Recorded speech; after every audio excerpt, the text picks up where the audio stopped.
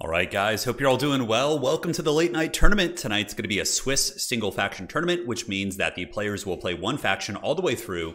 Really simplifies the pick and ban process. It's a really good format for, I would say, practicing a faction you get a little bit of experience with, because you get 4 guaranteed good games against good players who are generally of equal skill, and you also get to try matchups you might not normally play. So the first game we're going to be casting tonight is, I couldn't resist. Flying Taco, of course, is playing as Ogres tonight. So he's going to be doing Ogre Kingdoms versus Monarchs, Dark Elves. So we have Dark Elves versus Ogres in our first matchup, and that is that. So we got 4 rounds, followed up by a semifinal and a grand final, all of which will be best of 1. So it won't be the longest tournament in the world, but you guys can probably expect like 3 to 4 hours of some hot, sweaty action here. So let's go ahead and get these scoreboards all up to date versus Monarch. And they can start whenever they're ready. I was going to play tonight, but I wanted to do a little bit of admin and make sure everything ran smoothly, and also rest my hands a bit. Age of Empires has been, taxing them. So, yeah, we're just going to be casting, which is great. All right. Here we go. Just checking here to make sure everybody's able to kind of find their opponents. It looks like we can. And no drama so far. Yes. Everybody able to find their lads. Perfect. Yeah, this is going to be cool, man. Ogres are always fun. We could just follow Flying Taco's journey through the entire tournament, follow the Ogres all the way to the grand finals, but let's show you guys what the tournament looks like for tonight. So heading on over to Total Tavern, let's go ahead and do this, and boom. So here's the tournament. It is the single faction tournament. Greasus's lovely face right there. Certainly needs to brush his teeth a little bit. But going down, well, I guess his teeth, aren't they made of gold? Or it looks like he has some actual teeth, and then some of them are actually like kind of like golden substitute teeth there. But if you scroll down, you can see all the players playing, so you can see all the matchups on the left. We have some heavy hitters in here tonight, many top 16 players. So that's going to be very exciting, and we'll see. I think we have Houseplant as well. I think Houseplant was the most, he won the most recent big, world championship. So we got the world champion here, man. And we'll see. He's playing Demons of Chaos tonight. We also have Hadri's, top leaderboard player, a lot of other folks who are towards the top end of things. So pretty cool stuff. So let's break it down. Let's have some fun. Let's load in. Oh, dear God. He brought the grease. I think Flying Taco, he obviously knows that his game is being streamed, so I think he's bringing out the big guns for you guys. Oh, dear God. It's the Greasus. I can't believe it's happening. Literally one of the worst lords in the entire game. But, he might actually be able to beat Malus in a fight. If Malus is on his Velociraptor and he chooses to fight Greasus and not run away from him, maybe. Maybe Greasus is going to be able to get it. Man. I'm so glad I decided to cast this one. So first map is going to be Black Ark. If you want, you can go to Total Tavern, go to the tournament page, and you can see all the maps for the other rounds. But the first one is going to be the classic Black Ark. This is just something. Yeah, if he wins with Greasus, that's pretty special. That's definitely pretty special. So let's go ahead and break it down. Take a look at the armies here. Let me make sure everything's good on the nameplates. Looks like it's so. And what is the Ogre's composition going to be against the Dark Elves? So it looks like we have his signature special, these Sky Striders in the back. So Sky Striders are anti-large, armor-piercing monsters. And yeah, these guys are raid bosses for sure. They have almost 10,000 HP. They have anti-large. They have frostbite. If they catch you, they can certainly put quite a hurting on your units. On top of that, we got Noblars and Trappers, very standard stuff. Most Ogre armies are going to be maxed out on Noblar Trappers. They're one of the more cost-effective units actually on the entire roster. Backed up by that, it's going to be Ogre Bulls with dual weapons and just basic Ogre Bulls looking to kind of smash through the Dark Elf infantry.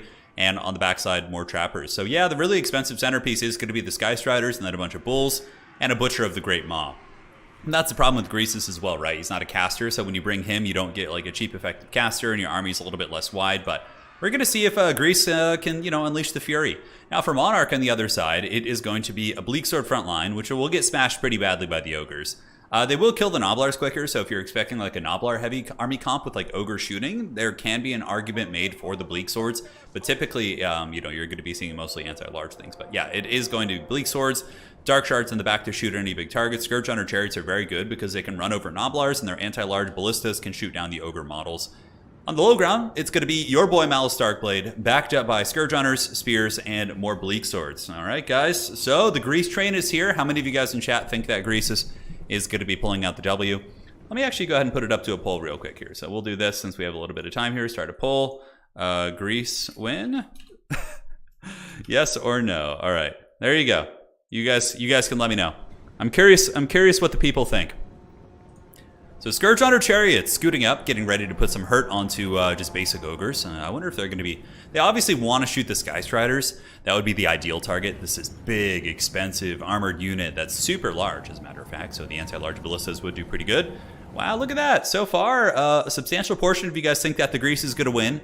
Overall, 67% of those of you who have voted, and 28%. Okay, wow, it's really going up to 72%. There's a lot of faith in the Greases here. So Flying Taco's reputation perhaps precedes him. If you don't know about his history, Flying Taco was an ECL champion in Total War Warhammer 2 and has been a pretty consistent competitive player. In Warhammer 3, he's mainly been maining meme factions, obviously I'm sure, which holds him back in a way, but in Warhammer 2, he did win the biggest competitive tournament we had, the Eternal Challenger League, which is the essential equivalent of Total Tavern season finale now. So he was able to win that, if you guys don't know his history. So people voting with their heart, bless them, says Bewley. All right, I'm just going to close it. 69%. The blessed number. There you go. All right, so the Grease train is here. Both armies going to be lining up and fighting. The Ogres have not summoned in any reinforcements yet. Well, I think they summoned in a basic Noblar in the low ground, but that's pretty much it. Here we do see an Ogre Bull with a Noblar Trapper, and honestly, they should be able to win this fight unless Malus comes down here. Basic Ogre Bulls smash lightly armored infantry. That's like one of their big specialties. Also, the Sky Striders are down here as well. So the Sky Striders looking to maybe counter Malus Darkblade or shut down the Scourge Hunter Chariots, we'll have to see. So high ground engagement soon to be on. The Ogres look to be moving forward, but being a little bit, cautious in their movements. Not full-on bull rushing. I think they want to wait till they capture this back objective. So Taco's going to sit here, make sure to capture it. Oh, don't worry, guys. Greasus has got this one covered. We do see Greasus Goldtooth moving over here. The big Chungus himself. He should have 1 million capture weight. That would actually make him decent. Sky Striders on the low ground engaging, and Malus better be careful. If he gets surrounded by the Sky Striders, dude, he could get taken to Ogre Pound Town super hard. But it looks like the Sky Striders do just straight up push through those infantry, and they get on top of the Scourge Hunter Chariots, and they're going to be putting a big beat down on those Chariots. Immediately, you see the HP starting to dwindle super quickly. They need some Coldwind Knights here. It looks like there's going to be some Black Guard coming out, but they're not going to be there for like 5 minutes. And currently, look at that. Troll Guts is active, so the Slaughtermaster or the Butcher did come down here getting a Troll Guts, which will heal through Malus's DPS. And these Sky Striders actually frostbite the Chariots, putting them down to 59 speed, which means that the Sky Striders are going to be able to just give them a righteous whooping right here. So, man, that was a great early pick here. Now, as far as the other engagements go, the Ogre's still not pulling the trigger on the high ground engagement. Looks like they're kind of being a little bit cautious. The Greasus just waiting and eyeing his prize, looking for some fine meat.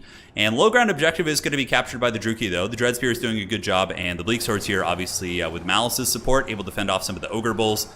But now we do have the Black Guard coming in from Monarch as well. Now, typically, Ogres will deal with Halberds via shooting, so Lead Belchers, Scrap Launchers, Magic, something like the Maw, or something like the, with the Power Fist ability.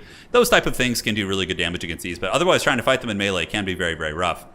Now, Malus in a little bit of danger here, guys. Sky Striders might be able to force the Demon form out of him early if Flying Taco is able to get this surround. Now, what you'd want to do in this situation is actually move them past your boy Malus and then get that surround and really, really beat him down. And look at the healing on the Sky Striders. They're back up to full health, which is pretty crazy for sure.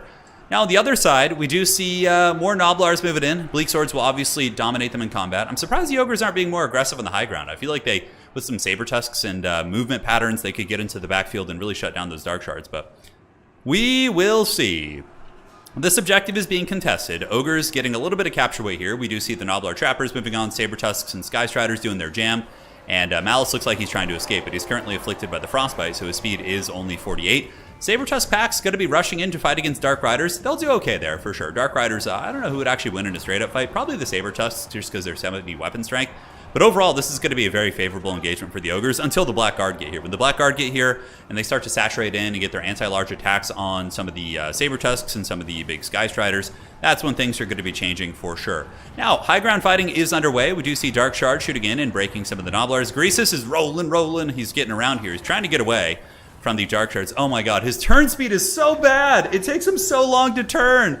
Oh my god, but nonetheless, we do get some Ogre Bulls on top of Dark Shards, which is going to be a huge win, and Ogre Bulls will overwhelm this position. Bleak Swords are going to get crushed, Dark Shards are getting crunched as well. Overall, it looks like Flying Taco and the Great Maw here are taking over the game a little bit as they're doing their thing. Greasus probably legit has 0 value so far. So, like, he's basically playing a win a game without a Lord challenge, as Greasus still has yet to get into battle, and it's the 5-minute mark. So, he's moving in. There goes Greasus. He's trying to get some value. Is he going to catch a prize? Oh, and he gets dodged. Greasus not quite able to get there. Okay, he's turning with his little meat stick there, and now he's going to be chasing these guys down. God, he is so incredibly bad.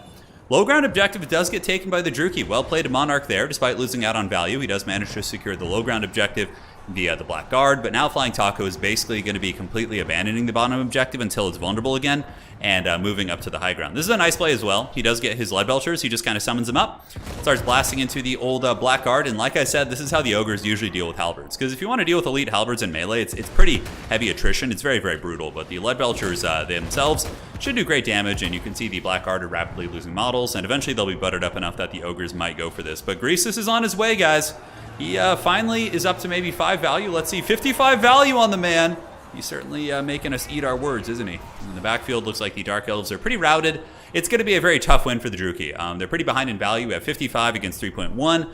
And overall, Greasus is just such a tyrant. You have to remember, at some point, you're going to have to deal with him. He will be the inevitable prize. I feel like Greasus would be a little bit better in land battles because you have to fight him eventually, whereas in domination, you can basically just ignore him. But overall, still just a colossal meme. Oh man, is he going to be getting a chariot? Okay, Greasus hits a chariot, but he doesn't even do enough to kill it. But if Greasus manages to kill a chariot model, which he does, look at that, man, the hard carry. Up to 254 value right now. Going to keep working on these chariots, which is certainly quite a gift from the Druchii. Down here, we do see Malus Darkblade going to shut down the Lead Belchers, but there is going to be some Ogres back here to defend them, so I would imagine these Lead Belchers will pull back, and then the Ogre Bulls will simply move forward and kind of screen him. And yeah, look at the work they've done. Lead Belchers shooting is really good. If you've ever played like Tomb Kings, for example, the Ushapti Great Bows are they function in a very similar way. Both are very, very good, and have always been used against Dark Elves to a pretty heavy extent for sure.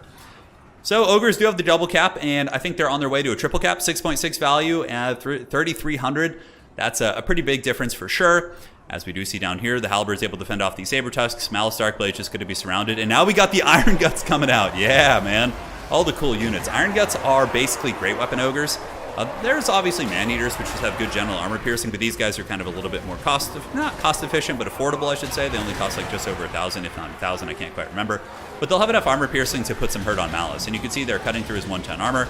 He does pop the blood price, which is quite good. It does give him 20% ward save, but it also damages himself, so it's a little bit of a give and take there. But yeah, overall, Malus is going to be getting circle beaten by these Iron Guts, and Ogres are really, really good at surrounding characters and just giving them the business.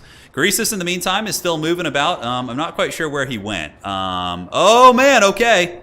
Greasus is moving on the other side. Here he comes. So Greasus is heading on over to the side objective, going to be moving to objective 3 to try and get that, as we do see the Lead Belchers blasting into the Black Guard here. And yes, Iron Guts, we got 14 of those bad boys. Malus is just kind of not having a good time, and Iron Guts have such good mass, Ogres do in general, that even if you're on like a Velociraptor or a horse or something like that, you're not going to be able to escape easily. And Iron Guts with their 90 armor will barely take any damage from Dark Riders, so they're going to be staying there until Malus is able to kind of kill them all. Oh god, guys, it's Greasus time. Greasus is on his way over. He's coming for the prize, the Duel of Fates. Oh yeah, here he goes. We see some more Mournfang Cav coming out as well, so the Mournfang Cavalry will be heading in to go after the objective. Yeah, and anything that wants to come that way. Well, this is certainly death by 1,000 spoon blows as Greasus moves his way in. He'll get there eventually, guys. He's probably almost over 500. Oh my god, Greasus with 400 value, guys. He's coming to get you. The Ogres are coming to get you. He lets out a battle cry as he moves forward here. We have to get the Howard Dean. And yeah, no, Greasus is for sure going to kick Malus's butt. I hope they just give us his honorary duel. Malus, do not run from Greasus. Let it just go with it. Oh my god, look how haggard the graphics are under his armpit. When he like raises his arm, you can see all like the artifacting. It's so Greasus is so bad. But he's getting a beatdown on Malus. Finally, he's going to get over maybe 1,000 value just from beating on Malus here, which obviously the Dark Elf player doesn't have to let that happen, but it looks like he's choosing to stay the course. Maybe he's going to be going demon form at some point. But aside from that, it looks like it's more or less a complete crushing rout for the Dark Elves in the battlefield. We see some Bleak Swords in. A couple Chariots might be able to get the objectives back, but the Ogres are they're coming to get you, and they've maintained this double cap. And Malus is on the run. You got to go demon form. I don't know if Monarch notices. He might be busy microing elsewhere. But Malus needs to go demon form, or he's going to get greased, dude. He's going to get absolutely greased. Let's see here. So 928, wavering. Oh, he just got bonked on the head. Okay, just let this duel happen for the rest of the game. Let's not watch anything else. Are you guys ready for some high octane Total War action? Here you go. This is RTS experience. So we got Greasus battling against Malus. Malus, will he win in demon form? I don't know. No, Greasus cheats. He gets the butcher. So he gets the Ogre Army ability, so that's going to be healing him back up to full. At this point, with full health, Greasus should be able to win this fight. Malus also does a little bit of damage to himself, but, I mean, he should win it. I mean, stranger things have happened. On the high ground, we do have the Sky Striders. Flying Taco's micro Sky Striders is crazy. He literally has, like, taken no damage on these things. They've gotten 5,000 value on the Sky Striders. Oh, my God. He's so good with these things. Professor Pone and I always joke we're gonna, try and imitate Flying Taco and make them work, and then we just lose them. But like somehow, some way, he manages to make the Sky Striders like work pretty consistently. So the greasing is happening, yes. And down here, it looks like he's gonna get the W. I'm really, shout out to our boy Monarch here for giving us this duel. He probably figures he's lost the game more or less, so he's just trying to see how this exchange goes. And this is gonna be a record for Greasus for sure. Greasus is at 2,500 value. Okay, guys. This is the most value I've ever seen Greasus get in a game, I think. Hands down. Oh my god, his attack animations are so terrible. And like the way he sits there, he's probably so vulnerable. I mean, that Velociraptor could just go in and bite something, that I'm sure Greasus wouldn't enjoy, that's for sure. So, yeah, how we doing, man? 2,800 value. Are we going to be seeing the 3,000 value Greasus? Now, on the other side, the Sky Striders are basically just crushing everything. Like, every piece of reinforcements that come out, these guys are moving across, and they are just giving the unholy business to. So these guys are broken. Sky Striders are over 5,000 value. And check out the damage they do. I mean, it is brutal. And Taco, of course, with one of his other signature units, which is going to be the Nobbler Scrap Launcher. Yeah, brutal, brutal. Oh my god, that Scrap Launcher almost one-shotted that infantry unit, or in terms of, like, their leadership. And now, Sky Striders will now come in, and these Mournfangs they're not Mournfangs, they're Crushers, actually. I think they're a bit of a different beast. But yeah, they're going to dominate these guys and send them running to the hills. So farewell to the Bleak Swords, and on the other side, we do see Malus retreating from the honorable duel with Greasus. Greasus, though, cheated a little bit. He got Troll Guts and Butcher. So Malus might have actually won that if Greasus didn't. But Greasus over 3,000 value. That is a serious accomplishment, guys. That does not happen often. That is for sure. I'd say his belly protects his important parts. Oh, the shank of meat. It looks like he uses the shank of meat to protect it. Yeah, I guess the belly also probably hangs over. That's true. So we'll never know. Over here, Ogre Bulls moving down. We do see some Cold One Dread Knights. I think what we needed to see more from the Dark Elf player, just to get a little bit, give you guys some serious analysis, would be some Cold One Knights. Cold One Knights are very, very good here. Their armor makes them very durable against basic Ogre units, and they also have anti-large. So I think we needed to see more of that. More Repeater Crossbows protected by Cold One Knights is a very strong combo. I don't hate the Master and the Black Guard compositions, maybe even a Bolt Thrower. Like on this map, you can play the lane. You don't even have to play the side objective if you don't want to. I mean, it's often a good idea, but you could go 2 or 3 Bolt Throwers, line them up here, and just kind of like have a really defensible position that the Ogres don't want to push into there. So there they go. Greasus on his way back, dude. The grease has happened. He carried this game hard. If he didn't valiantly take out Malus Darkblade, Warhammer's favorite neckbeard, would not have won the battle. So here he comes, Greasus Goldtooth. I mean, come on. This guy is like the archetypal neckbeard, this Greasus character. Look at it. Does his beard actually go onto his neck? It's a little bit hard to tell with all the kind of blood he's got there, but it looks like he's got like a neck roll. Yeah, he's got like 3 or 4 chins, but yeah, definitely got some neckbeard characteristics there. So Butcher moving up to the high ground, and looks like it's game over. Monarch just hasn't tapped out yet for our entertainment value, but this game's been over for a while. We got 18,000 value to 9,000, which is pretty brutal. So GG, well played. Hopefully you guys enjoyed this one. I think it was a really fun game to kind of kick off tonight's stream, and thank you to Alex for the donation. He says, thank you to entertain the idea of a tourney where younglings line up to get sacrificed to me and other top Total War players. Yeah, I mean, we could do that. You want like a butchering of the youngling stream? I don't know if people would, man, it depends would you guys enjoy that? I don't know. I feel like it'd just be kind of rough after a while. Yeah, cheers, Bear. Appreciate the kind words. That's going to be it. Yeah, game is over, and we'll be moving on to the next round as soon as the Swiss League round does finish here. So we'll put it to a vote. Let's go ahead and engage with you guys. So for the next round, follow Taco or watch another. All right, so we'll vote, and when the round ends, we'll decide what we want to do here. Dude, Greasus won. Yeah, no, absolutely. So yeah, Scourge Runners were decent. I think you need Cold One Knights. I don't think he really had Coldland Knights. Yeah, he brought a couple Dread Knights, which aren't that good against Ogres, actually. They're okay. You're paying for a lot of armor piercing, which doesn't do a lot for you. So, Monarch, if I can give you any 2 cents, I'd recommend cutting the Dread Knights for Coldland Spear Riders. Dark Shards are okay. Dark Riders are fine. You definitely want to start with your caster in your main army. And against Ogres, there's a couple decent choices. Honestly, just going for a Death Caster isn't bad, and just Spirit Leech spamming characters and targets and gooning them with Malus is a pretty strong synergy. You can also Spirit Leech, the Sky Striders if they get a little bit low. All that sort of good stuff. But overall, starting with the caster in the main army, Coldland Spear Riders. I don't hate the Bleak Swords because they do kill Noblars quickly, which you do need to do. But overall, yeah, it's a tricky one. So Greasus, guys, 3,200 value. 3,200 value. 5,944 value on the Sky Striders. Those things are so cool. He makes them look good, and then you see other people try and make them work, and they just get like 800 value and die. That's kind of the jam. So cool. Let's see how the round is looking right now. So we're going to go check out the Swiss rounds and see the progress that we have had so far. That's some serious value. All of you guys voting against the Greasus victory.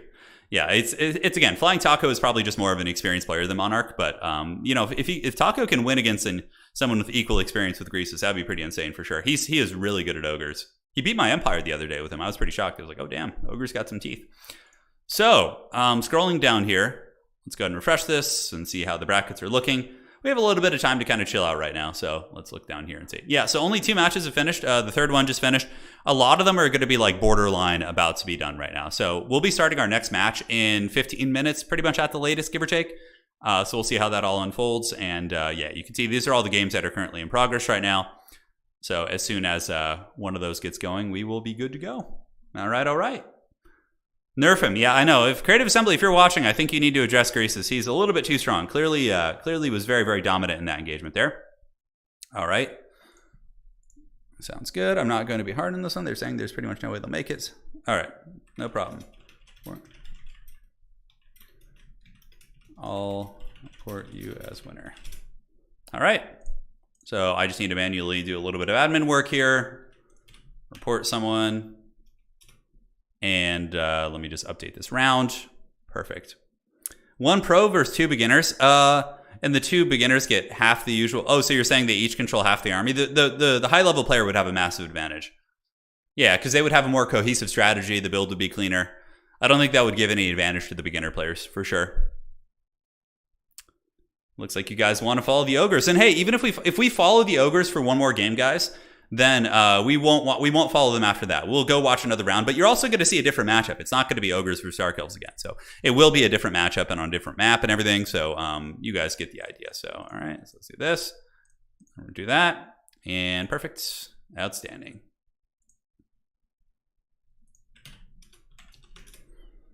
Cool.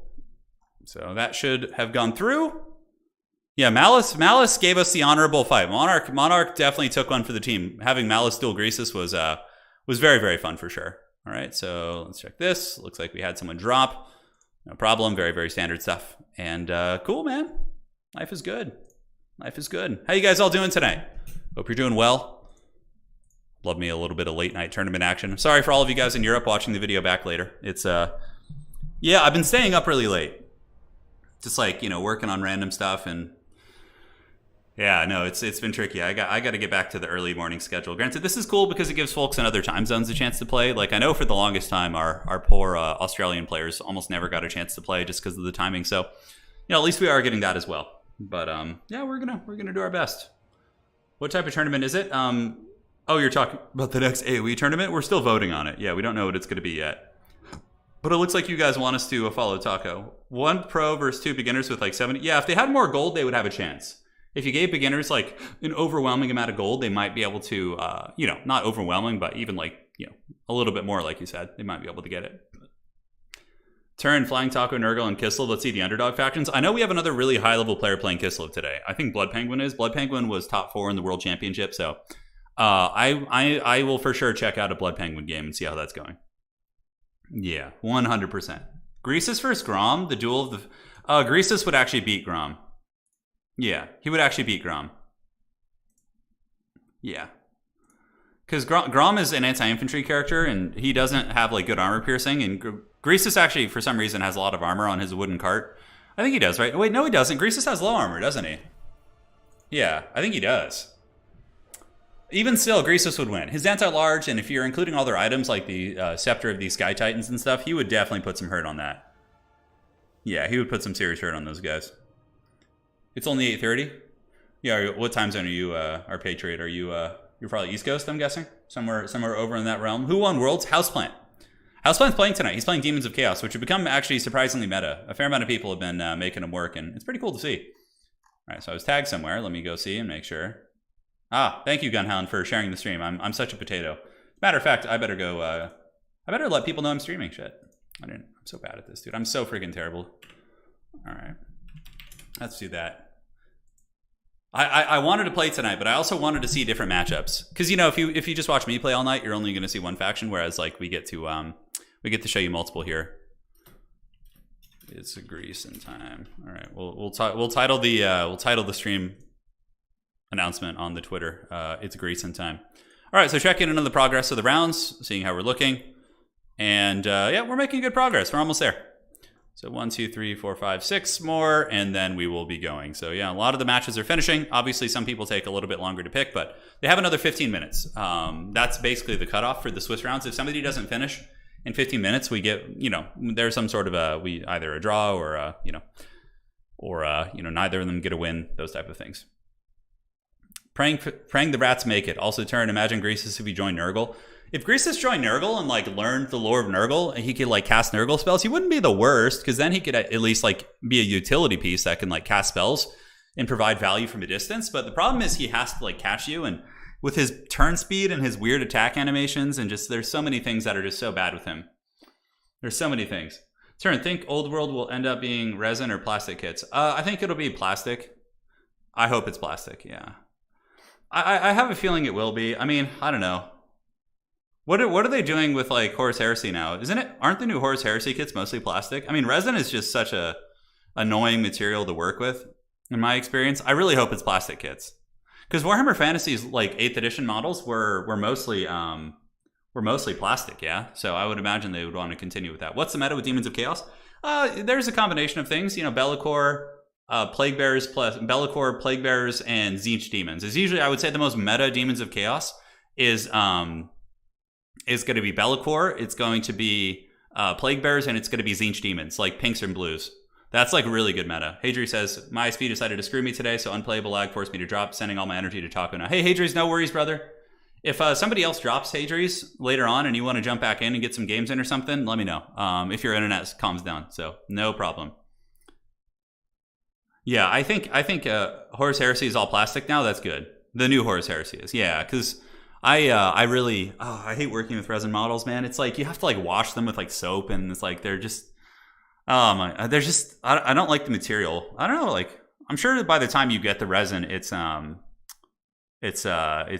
like toxic anymore. But typically, if you've ever looked into like 3D printing, I did a little bit of research on it, and you have two types. You have the plastic and the resin, right? Resin is faster, and I think you can get a little bit more detail with it, but it's obviously toxic, right? Like to work with, so.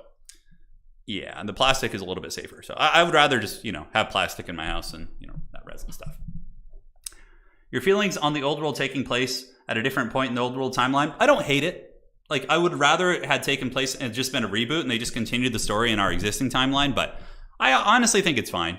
Like, I think it's going to be great. I believe as long as you can take your fantasy army that you had before and play games with a good rule set, you can create your own narrative for your characters and whatever, like, and it's in the right setting, I'm totally happy.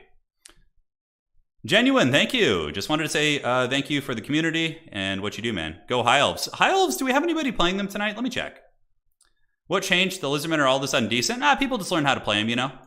It's some factions are a little bit like less intuitive and trickier, I would say. All right. Sounds good.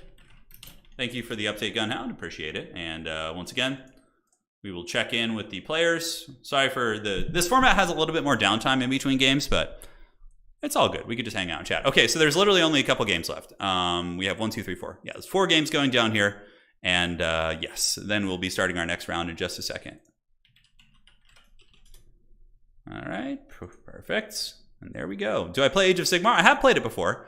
I use my Warhammer Fantasy army to play in Age of Sigmar. I basically, because you can use your Empire models in the Cities of Sigmar rulebook and from AOS, and you could just play. So I just had like in Age of Sigmar when I played it, I had 9 Demogryph Knights, I had Karl Franz, I had some Wizards, a Celestial Hurricanum, Handgunners, and like, I don't know, like some State Troopers, I think was my army. Yeah, you can totally play.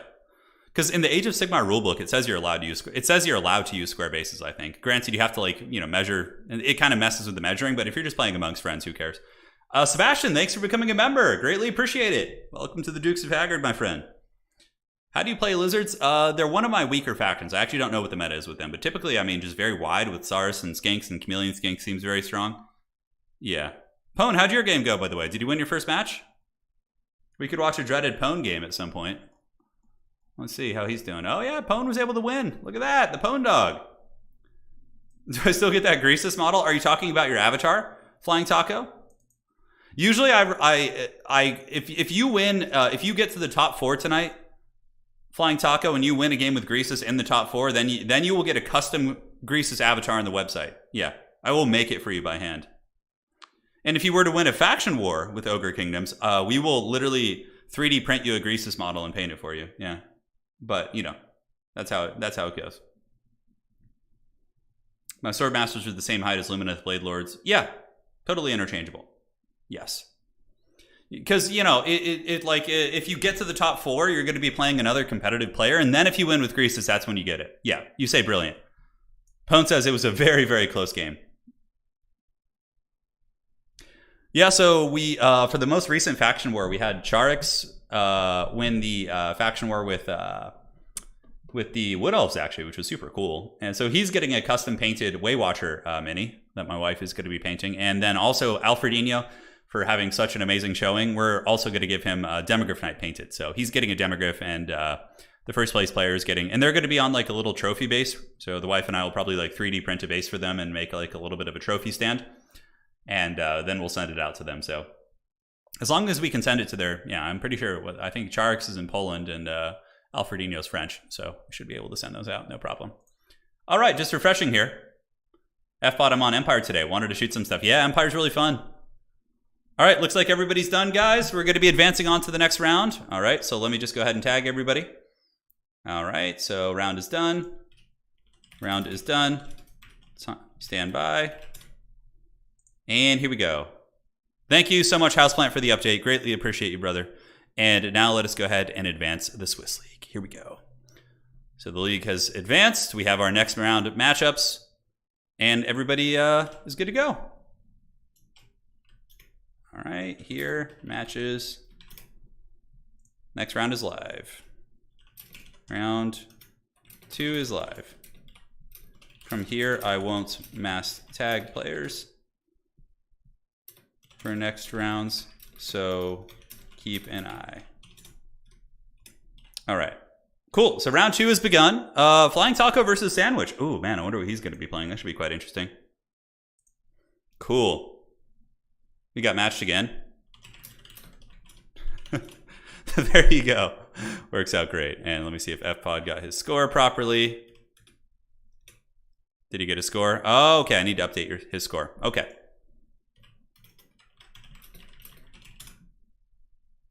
Outstanding. Hey, Bucket. Let's go, Dustman. Oh, yes. Are you shouting yourself out, or is that one of your friends as well? How are the Dowie doing? Really good. Dowie are like top tier faction in the hands of the right players. There's one Beastman player tonight, I think. Yeah, I think there's one. Dude, thank you so much, Bucket. Appreciate that. So just updating the score. Outstanding. There we go. And he's got 1, and cool. So just had to do a little bit of admin work, partially why I wanted to watch tonight. Cool. And who will Flying Taco be playing on the next one? We have to see. Anyone in the Turin Discord, check out the... Oh, you posted a picture of your dog? Oh, that's fun. Okay. Hey, darling, how's it going? Car keys? Let me get you. I don't know where they're here. One sec, guys. We'll be right back. Need to go find the car keys.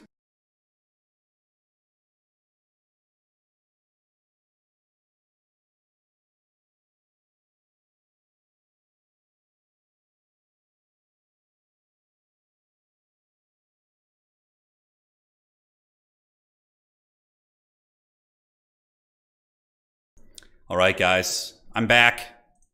Let us see what the matchup's going to be. So it's Ogre Kingdoms versus I don't know what Sandwich is playing. Let me go check the Discord and see. Okay. Let's check this out. And we're going to go to the SFT declaration. And where are we? So Sandwich is playing... Sandwich... Oh, Demons of Chaos. Yeah, RTK has been practicing Demons of Chaos quite a bit, so... All right, perfect. And let's see what happens. When does it start? The next match will be starting in about, I don't know, a couple minutes, give or take. Yeah. So I'm going to let Taco know we'll be casting his game. We'll be casting your game again. Because you guys voted for that. You wanted to see another Ogre matchup, so hopefully he's back. And each round is 45 minutes in this particular format, so yes. Perfect. Yeah, the lady's going to the store, I think, to grab something. We'll have to see. Next map for this one is going to be one of the Total Tavern Tournament map pack maps. It is going to be the Gates of Ekron, which is a really, really cool map. I don't know if Taco's here. Yeah, he is. Okay, cool. So he is here, and he'll be getting his opponent in just a second. And now if you go, you can see, how does somebody have 2 wins? Oh, okay, I need to adjust this. Okay, so another little bit of an issue there on the brackets. So just doing some admin stuff until we start the next round. Between this, if there's more downtime, we'll go look at miniatures and do stuff like that. We'll go mess around. We'll have some fun. Okay, so where are we at? And for anybody watching this back, of course, we'll have like timestamps and all that to make sure it works out. We need to join Sandwiches Live because he can't join it for some reason. Sounds good. All right, so I'll message him. Spec slot, and let's do this. Down to 1. There they go. And, or wait, did I miss something? Hold on a sec. Sorry, guys, doing back into admin work right now. Looks like I need to go join another lobby. And here we go. So we got a spec slot. Make sure I'm in the right place. The Battleground of the Gods is what it's called. I love it. And he's got some strange password. Password? He says ready to throw in your stream again. That's funny. All right. All good? We're in the lobby, ladies and gentlemen. So it begins. Okay, so checking Samurai Style. Oh, okay, so we had to buy. Okay, that's why. That was why that was like that was. Okay.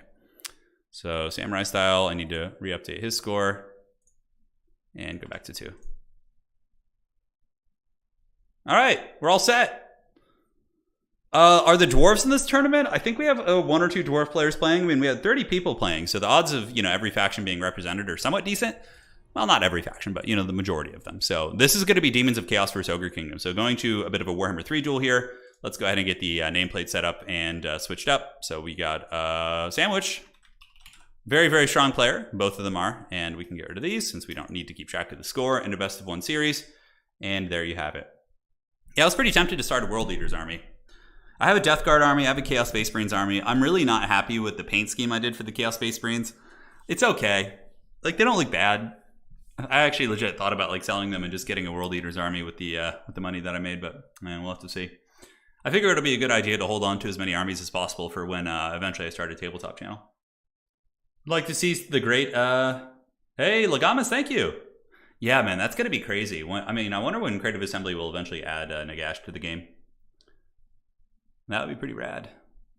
That'll be really cool. They have him, they have Thankful. I mean, 2 of the most iconic characters in Warhammer Fantasy, universe are not in the game yet.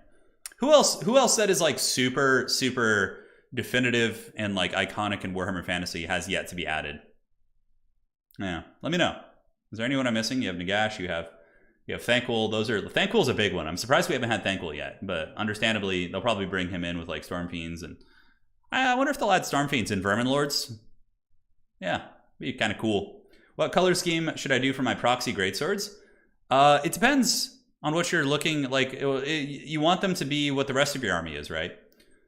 Like, at least that's how I like to play. Like, when I'm playing like the Empire, I like my, troopers to have matching uniforms and matching styles. So I would say, for me, I do red and white. I just use Pallid Witchflesh and then Mephiston red, and it's like really, really easy. Hey, Sice, how you doing, man? Hey, brother, long time no talk. Where you been? How you been doing? All right, there you go. You got another daughter. Congratulations. Or not another, but you got a daughter. Yeah. Hope you and the wife are doing good. We're doing really good, dude. Hope you've been well, man.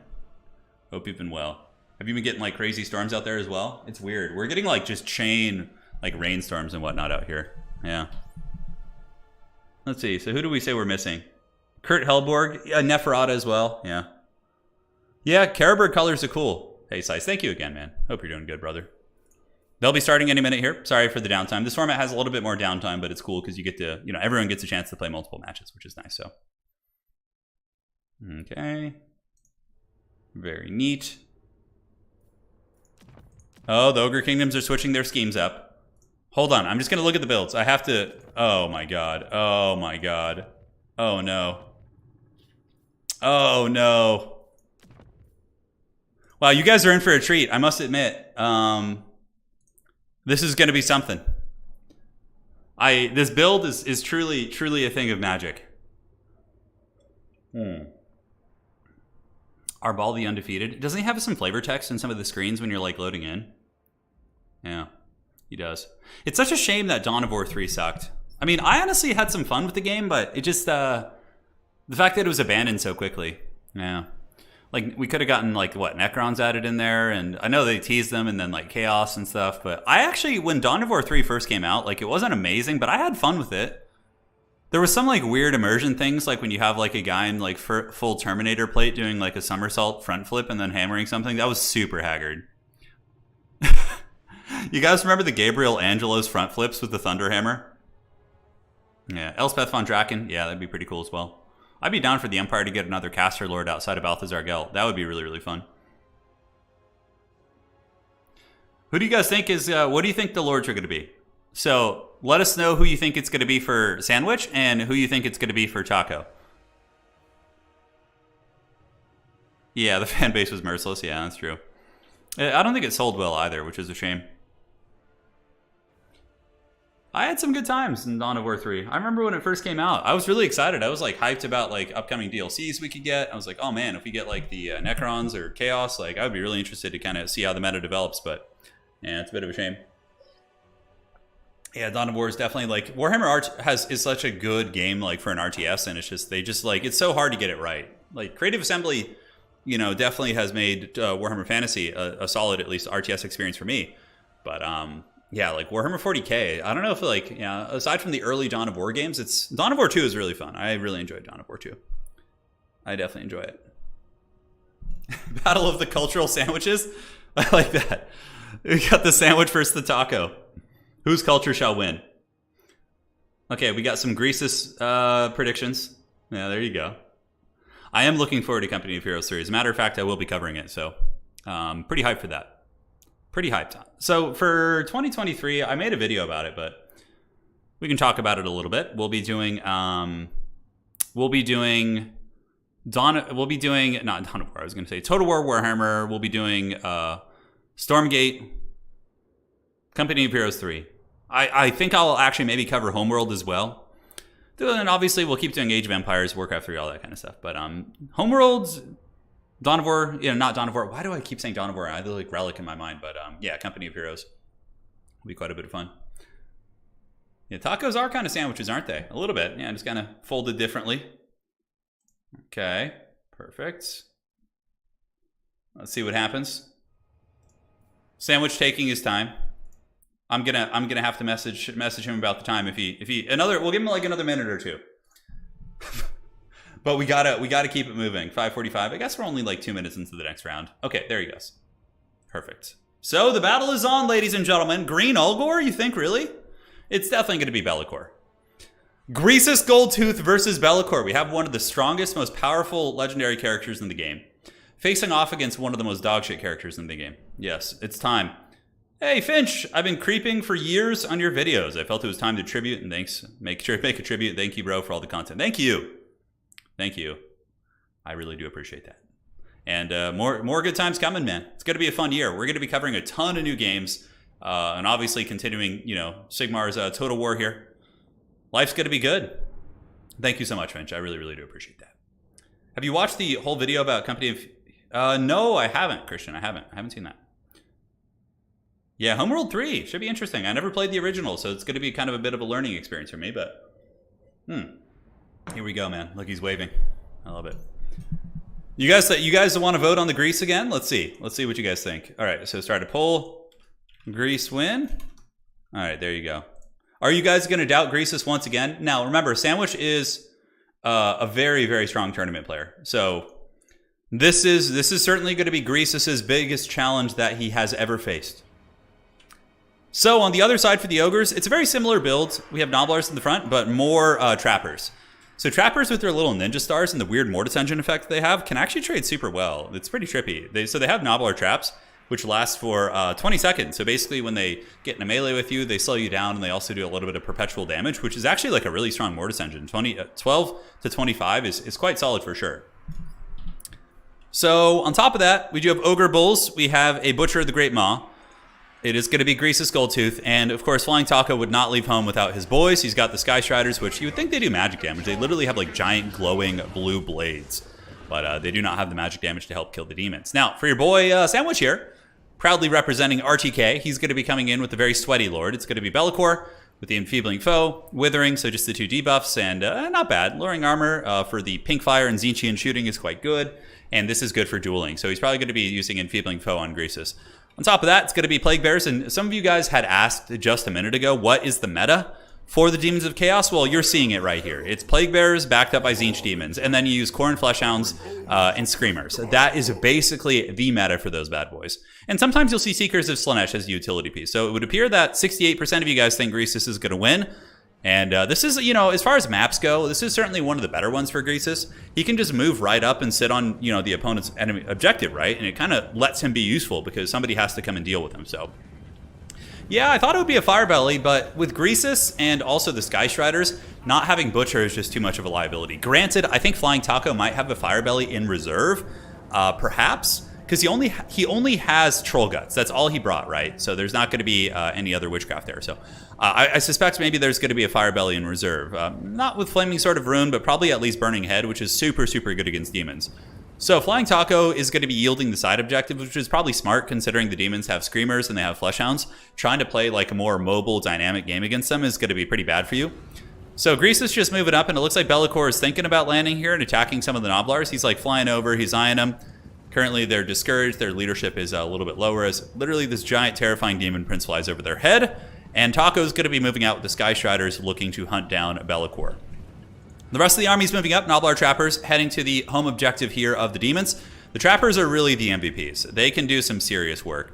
So, you know what? If Flying Taco, I'm going to say this right now. If he manages to win this game against a top-tier tournament player, multi-time tournament winner and Sandwich here with Greasus, we'll just give him the avatar, like straight up, if he manages to win this. We're gonna make an executive decision here. He's been maining ogres and suffering for so long. I feel like he really deserves it. We could even make it for him on stream. We'll have to see. But that is going to be no easy feat. Sandwich does have his pinks shooting in. The pinks are going to want to switch on to the Noblar Trappers here. And here we have Bellicor getting attacked by the Ninja Stars on the ground. And he's taking, you know, like maybe like 50 damage or something like that. Obviously, you can see Sandwich with some very good juking back and forth. And on the other side, nobody's going to be contesting this one. Although we do get some Ogre Bull dual weapons moving over there to crump the objective. But beautiful response coming in from Sandwich. You can see just a seasoned player, right? As soon as he sees the Ogre Bulls, clearly his map awareness is very good. He summons in a single Fleshhound of Khorne, which with Nurglings will be able to easily defeat these Ogre Bull dual weapons. So that should be pretty good. A little bit of lag here, guys. Hopefully it will subside as we do have the Ogres moving up to take the home field objective. No shooting from the Ogres outside of the Trappers. We're not seeing Lead Belchers, no Man-Eaters or anything like that. Man-Eater pistols can actually be pretty good. Pretty good, because they can shoot up at Bellicor and just kind of sit in the back and put constant pressure on them, but it looks like the Ogres are going to be taking the home objective, so they're going to be flipping this one. Granted, Sandwich did have the capture weight, but now that there's some Bulls on the point, it's not going to go well here. So some Noblars here are going to get feasted on, and we do get some Ogre Bulls being thrown into the forest here, being attacked by Screamers, so a bit of a loss here by the Taco. He does get those Bulls in, and maybe he's able to kind of obstruct those units, but overall, I don't think that's going to be great, but he does get the double cap here. And it looks like he's just going to kind of try and control this part of the battlefield, which I think is smart. Man-Eater pistols coming in, so those guys on their way down, going to set up on the hill and probably serve as a bit of a deterrent against your boy Bellicor. One Ogre Bull does get karate shot pretty hard, and it doesn't look like they got too much value. Yeah, they probably got like maybe 50 value or something like that. So let's see. Yeah, 35 value. They just got absolutely destroyed. So that's a big early win here for the Demons, picking off an Ogre unit. You know, they're 500 gold, but still, you know, it's got to feel pretty good. So Sky Striders looking like they want to maybe charge into those demons, but if you can absorb shooting on your, you know, Noblars, that is like the dream situation. But Bellicor is eventually going to have to move over here. Man-Eater pistols are heading up to the objective. They're going to be able to put some shooting in, and now the Plague Bearers look like they're moving up. Taco controlling the 2 points, but he has to worry about Vanguard pressure, and we do have double Nurglings coming out from behind. So Nurglings will get pounded pretty hard by Ogre Bull models, but I would suspect that not flying Taco, but they're sandwiches, tacos, it's all getting confusing. He's probably going to bring in some Flesh Hounds, like from the back here, and maybe try and get a little bit of a pile in, but the Sky Striders are just cackling nearby and really, really not making that super easy, right? Man-Eater pistols chilling out. We have a little bit of a fight on the far side. It looks like this fight is going to favor Taco. He does have double Saber Tusk against 1 Flesh Hound and also Ogre Bulls with dual weapons. Just going to be popping Nurglings like little popcorn monsters they are. So those Nurglings are going to get wrecked. They won't be able to get away probably. Oh, maybe they will if they just keep running into the tree line. We'll see. Fantasy Person says, release the grease! Thank you so much. Double Saber Tusks obviously beat 1 Flesh Hound. And back on this engagement, looks like the battle is now on. The Man-Eater pistols not shooting yet. A little bit of a mistake there, as we do see the Demons of Chaos emerging from the tree line. And Greasus Goldtooth is he's spinning, guys. Look at that. He's spinning. He's coming for the kill. He's going to be moving in after Be'lakor. Be'lakor does get popped pretty good by the Man-Eater pistols. Takes a little bit of damage. And now we have Ogres battling into Plague Bears, which honestly will be okay, but not with Screamers nearby. Screamers are going to be pretty problematic, but this objective is probably honestly going to flip. Looks like Taco is going to be able to get this back objective here, as we do see the Saber Tusks moving in to clear out the Noblars, or the, not Noblars, but the Nurglings. And I think that's going to be yielded. So that will give the Ogres a triple cap. As far as the value trading goes, it's pretty even at this point. In the backfield, Man-Eater pistols are going to be attacked by the Screamers, which is very strong, but there are Ogre Bulls nearby on guard duty, and they're going to move in and help out, and those Screamers honestly will go down pretty quickly. Now, where is the Grease? Greasus is moving. He's going for the kill. He's hunting down Be'lakor. Is he going to get his prize? The back objective is being held onto. It looks like the Sky Striders are being attacked by Screamers, but Sky Striders themselves are also anti-large. So with a little bit of healing coming in from the Butcher here, you can see Troll Guts going down. They're going to lose no models, and they'll actually trade very cost effectively. Noblar Trappers being used to screen out the reinforcements. Ogre Bulls holding them back as well. Overall, it seems like Flying Taco is trading pretty well here, and Greasus is coming for the Duel of Fates, guys. Look at that. Be'lakor is no match for the Grease Lightning. He's able to kind of chase him. Man-Eater pistols pile in to fight Be'lakor. But you got to put some respect on Greasus, man. He's going to catch up here, and he is going to start putting some hurt on him if you're not careful. Side objective taken by the Ogres, and now we have a couple Saber Tusk packs coming across, which is going to be incredibly strong. If they can move in here and shut down those pinks, that would be a huge, huge value piece for the forces of the Maw. Sky Strider's pulling back. It looks like there are some Flesh Hounds extending pretty deeply to try and chase him, but Taco is probably going to be yielding this back objective to the Demons. It looks like the Plague Bearer is moving on, but he does have his double cap now, so probably doesn't need to worry too much. He can just kind of play a little bit more defensively now that he's able to kind of secure the far side. And the Saber Tusk packs are going to be jumping on top of the pinks, which is going to be really, really cost effective for sure. And you see what he does with the Sky Striders. He's very conservative with them because he knows their damage output is amazing. So, wow, look at this! Be'lakor's getting his butt kicked by Greasus. Greasus is probably accruing some decent value, and now the Sky Striders are moving in. This is going to be a win, 100% for the Ogres. Looks like there's some big... What the hell is that magic going down? It's the Withering. Okay, so that just lowers stats and armor, so big debuffs coming in from the Demons of Chaos, but they're not going to be able to hang with the Sky Striders. Sky Striders will counter Flesh Hounds, they'll counter the Screamers relatively well, and the fighting will continue. Saber Tusks get on top of the pinks, and we do see the Ogre Kingdoms pulling ahead here as the Butcher of the Great Maw continues, and on the backside we do have Ogre Bulls moving in, as well as Saber Tusk packs from all directions. Guys, it seems like Greasus is getting it, man. He's getting in there. Looking at his value so far, he's at 500. That's certainly one of the higher values that you usually see from Greasus. But now the Plague Bearers are moving in. Be'lakor's at about half health. Man-Eater pistols are still very much alive with 14 of their 16 models, so they could be healed either with the Butcher, or they could just kind of maintain at 14 and be in pretty good shape. The Ogre is collapsing on the side with the Saber Tusk packs, very cost-effective against the pinks. And here you can see Ogre Bulls just trading very well into the Plague Bearers, as well as the other little popcorn monsters. So, Ogres in decent shape in terms of value, plus they also have healing, so the lead that the Ogres have is actually even more substantial due to the healing that we are seeing on the table. No attempts on the backfield. We're not seeing any demonic attempts back here, which certainly makes sense. You could see like a single Flesh Hound come out. They could probably win that fight, but right now it looks like the Demons are pretty much all hands on deck trying to get their value trading back. Sky Striders are just hard carrying. Like every game we see Flying Taco use them. They're just these giant linebackers that move about. And whatever they get their paws on, dude, they're at about 1,000 value. They've been killing Flesh Hounds. They've been killing Screamers. And though the Screamers are anti-large, they don't really have the stopping power to get in there and like truly finish it. Okay, guys. Man-Eater pistols shooting at a Be'lakor. Greasus is rolling, guys. He's coming across. And it looks like he's going to be trying to intercept Be'lakor once again. The dreaded 35 movement speed. Greasus should have like 48 movement speed. Then he would actually be good and decent. Like if Greasus could catch you and turn faster, if he like, you know, got some, better gears on his wheels there and he could like spin, he would actually be a decent lord. But sadly, it's just the turn speed and his mobility, which is a big problem. Bellicor forced back, being shot by the Maneater pistols. Really good play here by Sandwich, though. He's able to kind of get that big concentrated DACA from the 2 pinks. Get some nice firepower on the Maneater pistols, which Taco's going to be forcing back. But now there's going to be a big pile-in as Saber Tusks and the Sky Striders penetrate past the Plague Bearer defenses. And they get on top of the popcorn people, so these little cotton candy monsters going to die pretty quickly to the combination of the Saber Tusk packs and also the Sky Striders, who do have a lot of impact. On the other side, do we see any play? We see Ogre Bulls moving around. Now, Taco knows that his units are quick enough that he can reinforce that point quick if the demons try anything. So he gets his Ogre Bulls to come around. He's all hands on deck trying to win this engagement as well. Currently, we see a 1,500 value lead here for the Ogre Kingdoms as their Noblars drag down these Plague Bearers. Are these Forsaken? No, those are Plague Bearers. For a second, I was like, wait a second, they can't bring Mortals. Kind of tripped me out there for a second.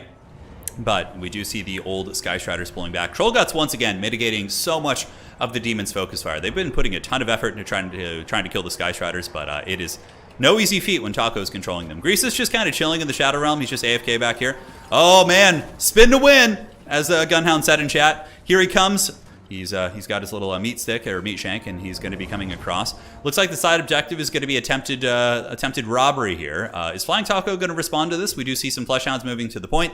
Not surprised at all to see that, as the Sky Striders come back from their forward pressure, return. The pink position, though, is doing really, really good for Sandwich. It's actually closing the value gap. The fact that his 2 pinks are allowed to stay online and shoot, it's killing the Ogre Bulls, it's killing the Noblar Trappers. There's certainly a lot of value that's being had there. And now Taco does just summon out another wave of reinforcements, including some Noblars to try and push back. And the Sky Striders are just sweeping the backfield, while Bellicor and company do pick off a couple isolated Ogres here and Noblars. And Bellicor does heal when things are broken, so if he's able to kind of break the leadership of like Noblars and things like that, he can get some really, really good cost-effective healing. You also have to remember a lot of the value that we're seeing for both sides. I mean, the Ogres have done a ton of damage against Bellicor, so a lot of the value in their army is tied up in Bellicor damage, which if he's still fighting and functional and healing on the battlefield, it's not going to be, that great, right? And the same thing can go for the damage that's been done to the Sky Strider. So is Flying Taco going to have any reinforcements? He does get Saber Tusks over here who start to do a little bit of damage, but the Fleshhounds should win that. And we do see some Noblars heading over to that point to try and salvage that one. But the Ogres are being pushed back by the Demonic Wave. We see the Plague Bears coming. Could this be the return? It very well could be, ladies and gentlemen, of the Demons. A lot of Ogre Bulls do arrive up into the front lines. Looks like there's going to be some debuffs going down. On the side, Noblar Trappers and Greasus battling against Fleshhounds. And the Maneater pistol is going to be probably put in guard mode and attempt to keep trying to finish off Bellicor. If Bellicor dies, that's pretty much game blouses. Now, Ogres do have a little bit of a value lead. They have several points or characters on the objective here. Not characters, but Ogre models. So they do re-secure the capture weight. But Plague Bearers are really, really good at stealing objectives, not because they're quick, but because they're durable, harder to move, and have high capture weight and really, really good HP pools. On the other side, this objective is maybe going to be flipping, and that could have been a blunder, which may potentially cost Taco the game. We'll have to see, because having that 2-cap for a long time will obviously be very important, but if he does, get the objective flipped here and lets Sandwich get a little bit of a breather from the pressure on the points, then that could be a big problem. Demons of Chaos flip it, but Ogres should be able to get it back pretty quickly. They have double Ogre Bull here and some Iron Fists, but they're also in a little bit of danger on their home objective as well. It's quite messy. Greasus probably wants to get over there. Sky Striders do clear out the Fleshhounds and the Nurglings right here. We get Ogre Bulls, the ones that did the big circuitous flank around the back. Those guys come in here and they start to just lay a righteous beat down here on these pinks. Also some Saber Tusks come back from the rally. And Taco really needs to get this objective back because, yeah, losing that could have maybe been a play where he could, I wouldn't say like a throw, but leaving it undefended. I mean, he did get the flank with those guys, but yeah, this is a rough one to give his opponent a little bit of a breather for sure. So Owen asked in chat, does Turin say game blouses? I don't know this expression. It's from the Chappelle Show in the early 2000s. There's an episode where they're playing, where Eddie Murphy and Charlie Murphy are playing a game of basketball against Prince, if I'm not mistaken. Was it Prince? And yeah, it's a whole comedy skit. Go back and check that out. It's the Chappelle Show, Prince basketball. Yeah, if you look it up, you'll see the reference. So, look in here, guys. The Demons could still win if they get a double cap here, and the Demons do steal the Ogre's home objective. However, the Ogres do get the side objective back, so that's going to kind of keep the points flowing. It looks like there's more Fleshhounds coming in. All right, those Fleshhounds are just going to be going right into the old meat grinder. I'm sure the Ogres hate fighting Demons, because when the Demons die, their forms like teleport back to the warp, basically, or back to the where the abyss, where the Demons come from, right? The warp. And, they don't get to eat it. It kind of sucks, right? Like, it's really probably not terribly motivating for the Ogres. But the objective is looking like it's being held pretty firmly by the Demons of Chaos. Those Plague Bearers are doing a really, really good job. Granted, some of them are running out of steam a little bit. Sky Striders on the flanks are up to about 1800 value, but constantly being attacked by these Screamers has got to be a little bit rough for them. They're actually almost healing capped, so we see more Nobblar Trappers moving up, more Ogre Bulls. If Flying Taco can manage to secure his home objective here in the next couple minutes, then he probably will have a pretty good chance of winning the game. I mean, he's still, getting his way towards victory, but as it currently stands, if I'm not mistaken, we would see the victory coming in for the Demons of Chaos on the 2-cap right now. It's close enough. It's definitely close enough. So capture weight still for the Demons. Plague Bear's in good shape. We do get the Butcher coming back in. Butchers are good fighters. Nobblar is going to be getting wrecked by Plague Bears, of course. Greasus is on here. He's pretty much a consistent 3 capture weight. He needs to kind of spin his little motor scooter and get over there if he can. And the Sky Striders looks like they're maybe trying to pull back. It's a little bit hard to tell. They are taking a bit of focus fire from these Pinks here. Very, very good play with the Pinks. And over here, looks like this objective is actually being a little bit contested. Yeah, we got Nurglings and Fleshhounds battling Ogre Bulls. If Taco loses this objective, that could be pretty dire. Looks like he's going to be sending in some Nobblars to try and reinforce over there, which is quite good. But this objective being held onto by Sandwich, really good comeback, because he was pretty massively behind, but he's equalized the value lead pretty well. I mean, Be'lakor removes immunopsychology. He has a leadership debuff. It's very nasty. It's Greasin time, though. Here he comes. Greasus gets in, and it looks like he might have missed there, and Be'lakor is able to get away. So classic Greasus. This objective, still demonic control. Nobblars are expendable infantry, so their capture weight's pretty terrible. It looks like some Saber-Tusk packs do move on top of the Pinks right here, while the Trappers are getting good damage into the Plague Bears. It's got to feel pretty good. Sky Strider's still very much alive, though. They could carry this game. The Screamers are all over them. More and more Ogre Bulls are on their way in. We see more Trappers in the backfield, and it looks like the Ogres are going to be doing everything they can to hold on to the side objective, which is very important. They obviously have control over it here, but the Fleshhounds, I would imagine Sandwich will probably intercept here. He'll probably come out with the Fleshhounds and try and keep the Ogre reinforcements from getting in there, but it is a Saber-Tusk, an Ogre Bull, and a Nobblar. But yeah, they have a 3-6, and then this is about probably 2 or 3 capture weight here as well, considering how damaged they are. And this objective, still, the hard fighting is going on here. Sky Striders are up here, trying to put a beat down here on the Plague Bears, but the Plague Bears are not going down easily. Greasus Goldtooth, it looks like the capture weight is back for the Ogres, and I mean, Be'lakor can't really safely land here. Looks like this objective might flip back, but this one looks like it might go for the old Demons here. It's being captured pretty quickly, but I think the Ogres will eventually get it back. Looks like they have these Saber-Tusks, although Saber-Tusks charging into Fleshhounds unsupported is going to be a pretty unfavorable matchup for them. And this objective appears to be flipping, and some of the Demons are finally starting to crumble, guys. This is going to be a really, really close game. This is going to be a really, really close game. That value lead has pretty much been come back by the Demons. They've nullified the difference. And the objective here is going back and forth. You can see the capture weight really, really just flipping as the Nobblars try and finish off the Plague Bears. Be'lakor being an absolute scourge. Sky Striders back here are going to be attacking these Fleshhounds, which is very cost-effective. The anti-large against the large Fleshhounds is obviously intuitively pretty good. And this is going to be a big fight as well. If the Ogres and the Nobblars can somehow win this fight and re-secure that objective, that's going to be pretty massive. They do have some more Ogre Bull Iron Fist coming in there, because currently, he's going to be triple capped here. It looks like he is triple capped, so this is going to be very tight. Like, Taco needs to get this objective back soon. Looks like on the backside, he does have some Saber-Tusk kind of like threatening the troll capture there. Greasus is trying to finish off Be'lakor. Be'lakor sitting at about 3,000 HP. More Saber-Tusk coming in.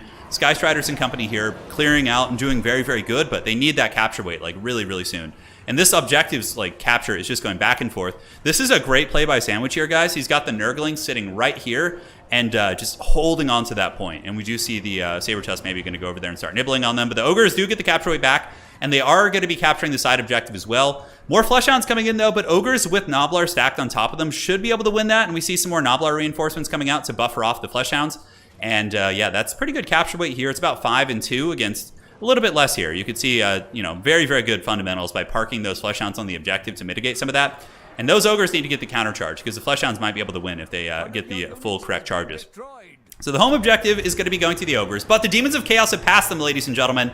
But the Ogre momentum is pretty scary. You can see the Demons of Chaos are looking very, very sparse here in the battlefield as we see more Nobblars moving up. These Ogre Bulls need to fight tooth and nail over here. It looks like these guys are wavering. The Ogres, of course, fighting to the best of their abilities. But, Butcher being used. Really, really clutch play by Taco. He uses the Butcher to keep those guys going. This objective has been captured. And now what's going to happen is, oh man, is there going to be a double cap in time? It's this is going to be very close. We see Plague Bears coming in, but they're going to take a while to get there. The Ogres might be able to rush up and just steal this objective, guys. Flying Taco knows this. He has Saber-Tusk, he has Nobblars, he's got Sky Striders, Ogre Bulls coming in the backfield. Those guys are moving around, but this objective fight over here is like turbo important.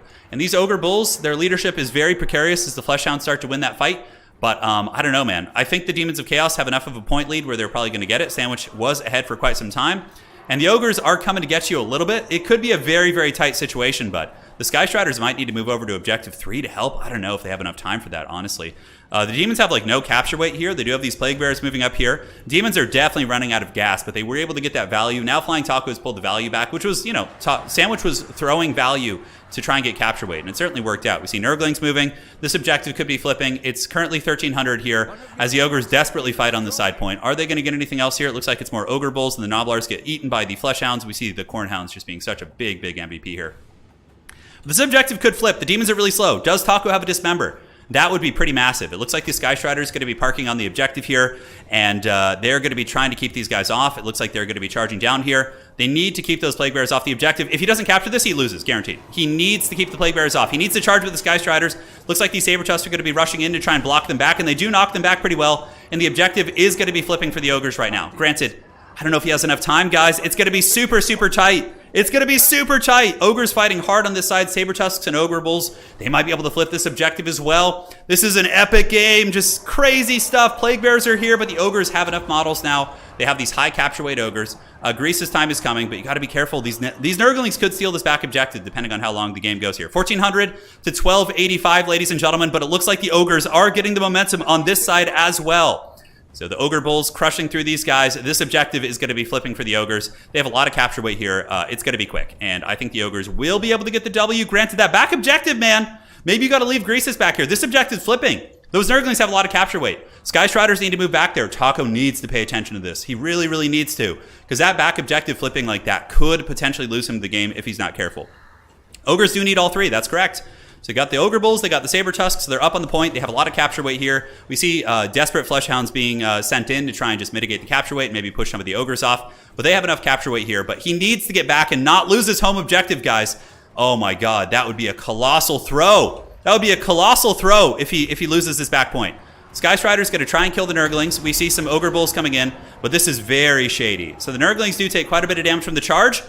Oh my god, guys. He might throw on that. It's going to be really, really tight. This objective here, he secures it. The home objective is there. He needs to get some units to push those Nurglings off. The Nurglings have a little bit of capture weight. The Ogre Bulls are on their way. Oh my god, they're so close. The Noblars obviously are on the run. The Nurglings are wavering right now. They're losing models. Saber-Tusks are coming across the map as well. Here they come. Come on, Ogres. Come on, get there. Oh man, how could you not root for the underdog faction here? Man, this is crazy. And once again, the other side is cleared off. Such a close game. It's Greasus time. Greasus secures the objective, and the Ogres win the game. And with that, Flying Taco will be winning his custom avatar. You know, basically, I wanted to have the condition for the avatar to be in the semifinals because I wanted to make sure he got it against a good player, but I know Sandwich is a top-tier player.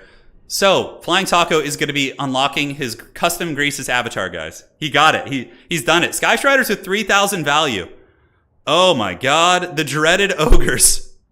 Look at that. 1,600 here. Obviously, the Maneater pistols were so good. That was a crazy good game. And Sandwich, you know, you guys got to give props to Sandwich as well. He played very well. He was very behind, and he came back and almost won that game. He played from a huge deficit. He grinded. He microed. He equalized it, but it wasn't quite enough. So, GG, well played. It's Greasus time indeed, ladies and gentlemen. And that was very, very good. So, let's take a look at the value on both sides. Be'lakor held to 800 value is really big. It's really, really big. The Ogres are coming to get you. That was a crazy close game, man. That was nuts. All right. Did you see what I said in chat? All right. Perfect. I don't think Taco even knew he was fighting for his avatar. That's what makes it even better. All right, so the next round is over, and we will cast a different... Yeah, good Ogre players are scary, and there's not very many of them, but there's a couple. There are a couple. But the greasy tacos were served, yes. So now we need Flying Taco and Sandwich to report their score real quick, and then we can move on to the next round. So report that score. And as soon as he reports the score, we'll move on to the next round. All right, so let's see here. Waiting for score report. How's Blood Penguin doing? Is he winning games? Is he playing tonight? I know he was playing Kislev, or he signed up with Kislev, but I don't know if he ended up playing. So yeah, we'll watch a faction we haven't watched yet. Yeah, dude, Don, thank you. Yeah, Don, thank you, man. Appreciate the donation, dude. Vintage Simpsons was really good. It was really, really good. Okay. So where are we at? It looks like all the scores should be appropriate now. And wait, why am I in the... Oh, okay. Okay, I was in there. I thought I saw my name. I was like, what the hell is this? So checking it out here, making sure. Samurai Style's got the 2. And now we will advance the round. So let's advance it. That was a really fast round, actually. The fact that you don't have to do picks and bans definitely saves you a little bit of time in this format. All right. So next round is live. Good luck, have fun. All right, guys, go get your opponents for the next rounds. I said...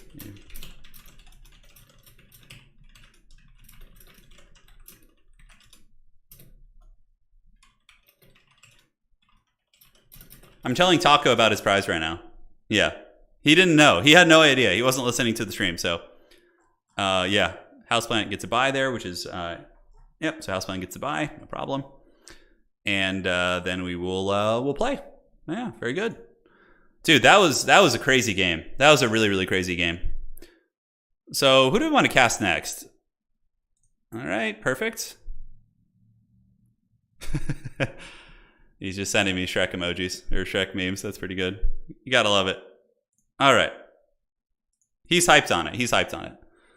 So looking at the faction declaration, let's see who's in there. Let's see. Is FPod playing?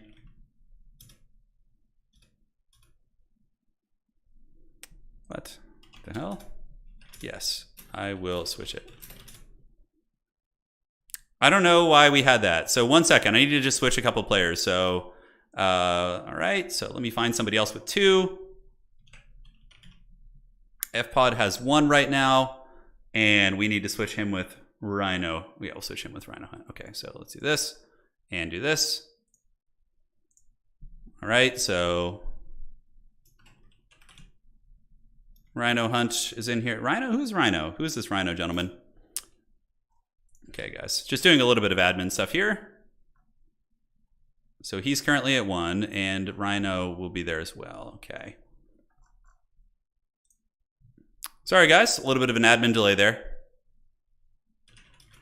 Strange stuff. So we will be switching that. So message Dustman. We'll do FPod here. And then we will do, oh, hold on. Who is he playing shit? Okay. All this admin nonsense. And, okay. This is going to be Dog Person. And then we'll save that. And then the other player is going to be Rhino. All right, outstanding. And Dog Person will play Dustman. You message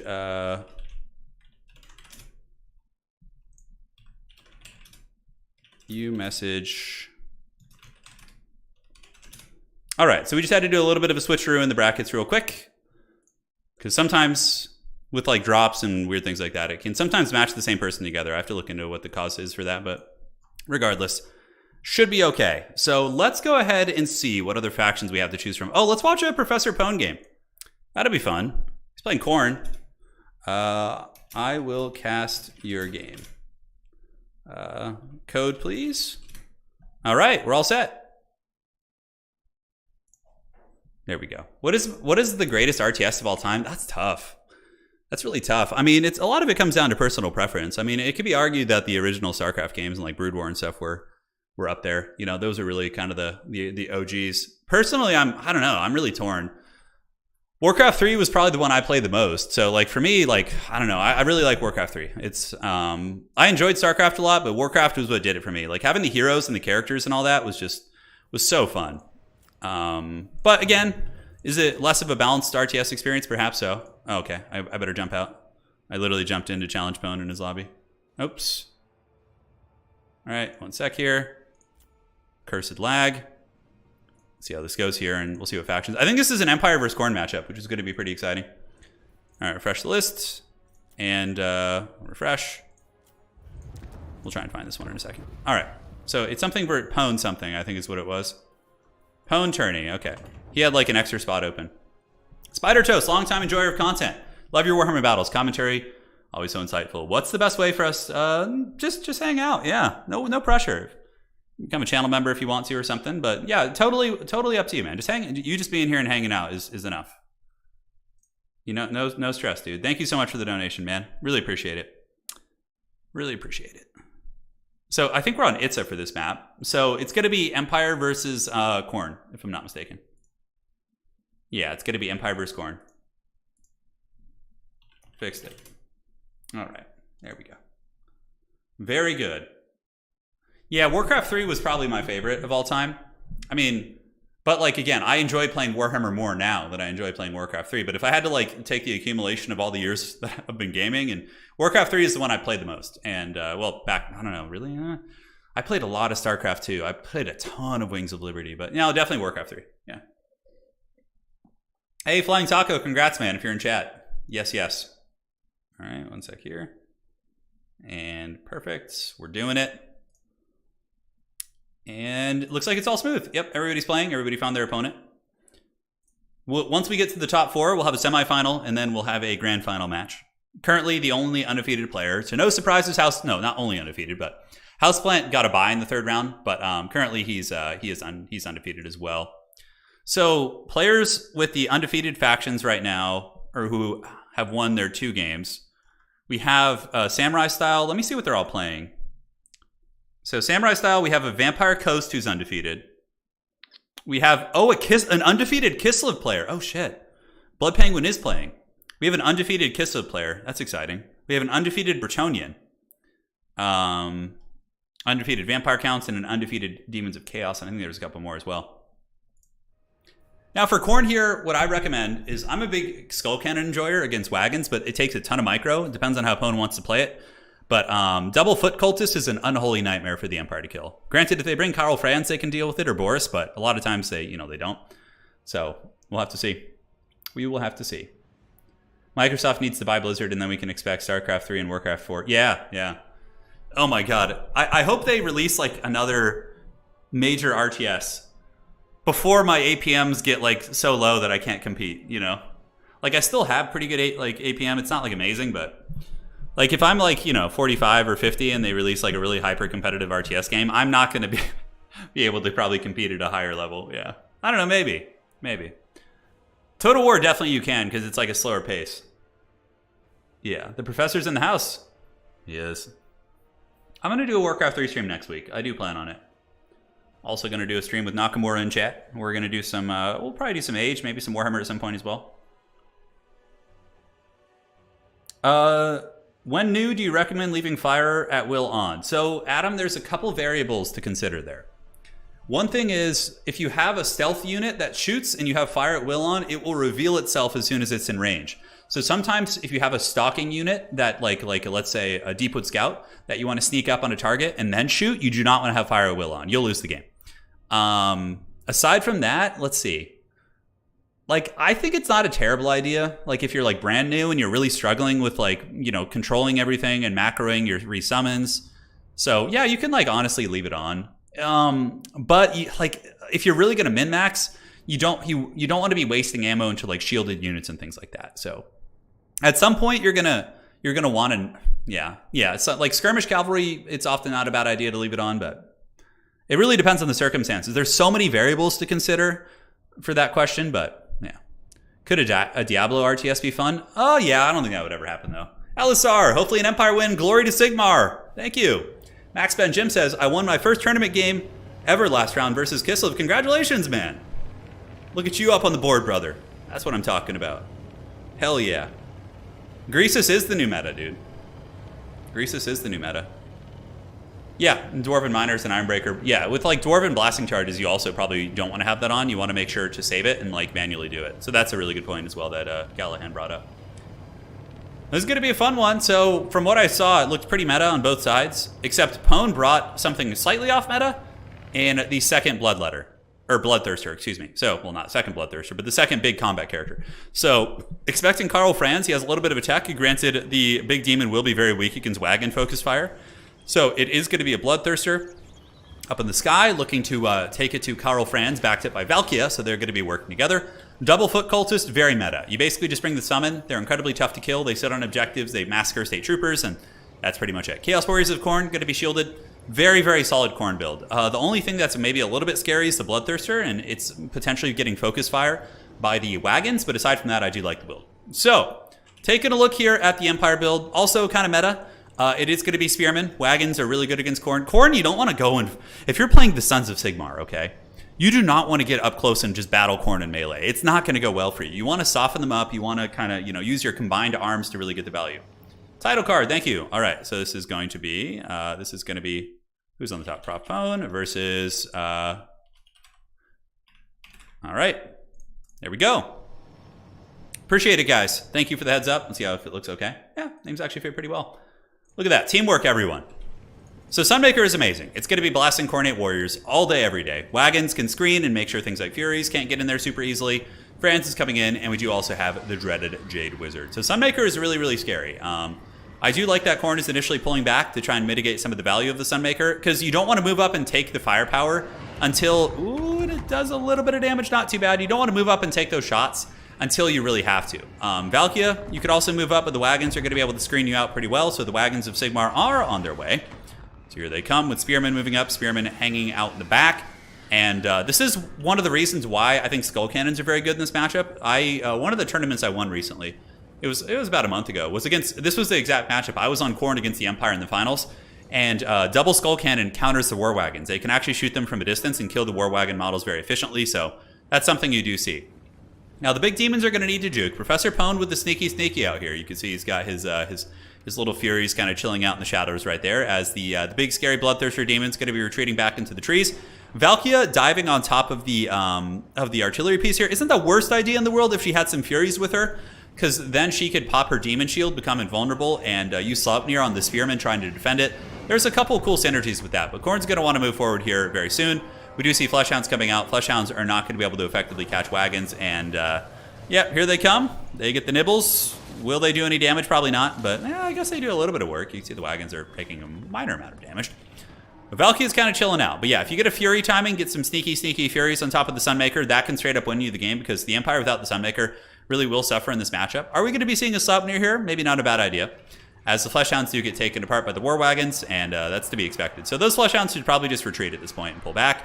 And the Bloodthirster's on its way over. So yeah, Bloodthirster and Valkia, I kind of like what he's doing to an extent, how he's using the Fleshhounds to absorb the firepower, while the Bloodthirster closes the gap here and goes after the Sunmaker. But Poe needs to kill that and start advancing his army now. So one unit of Chaos Warriors getting absolutely smashed. It's moving up on the objectives. We got Furies pressuring around the backside. And look at that, the big demon going after the wagon.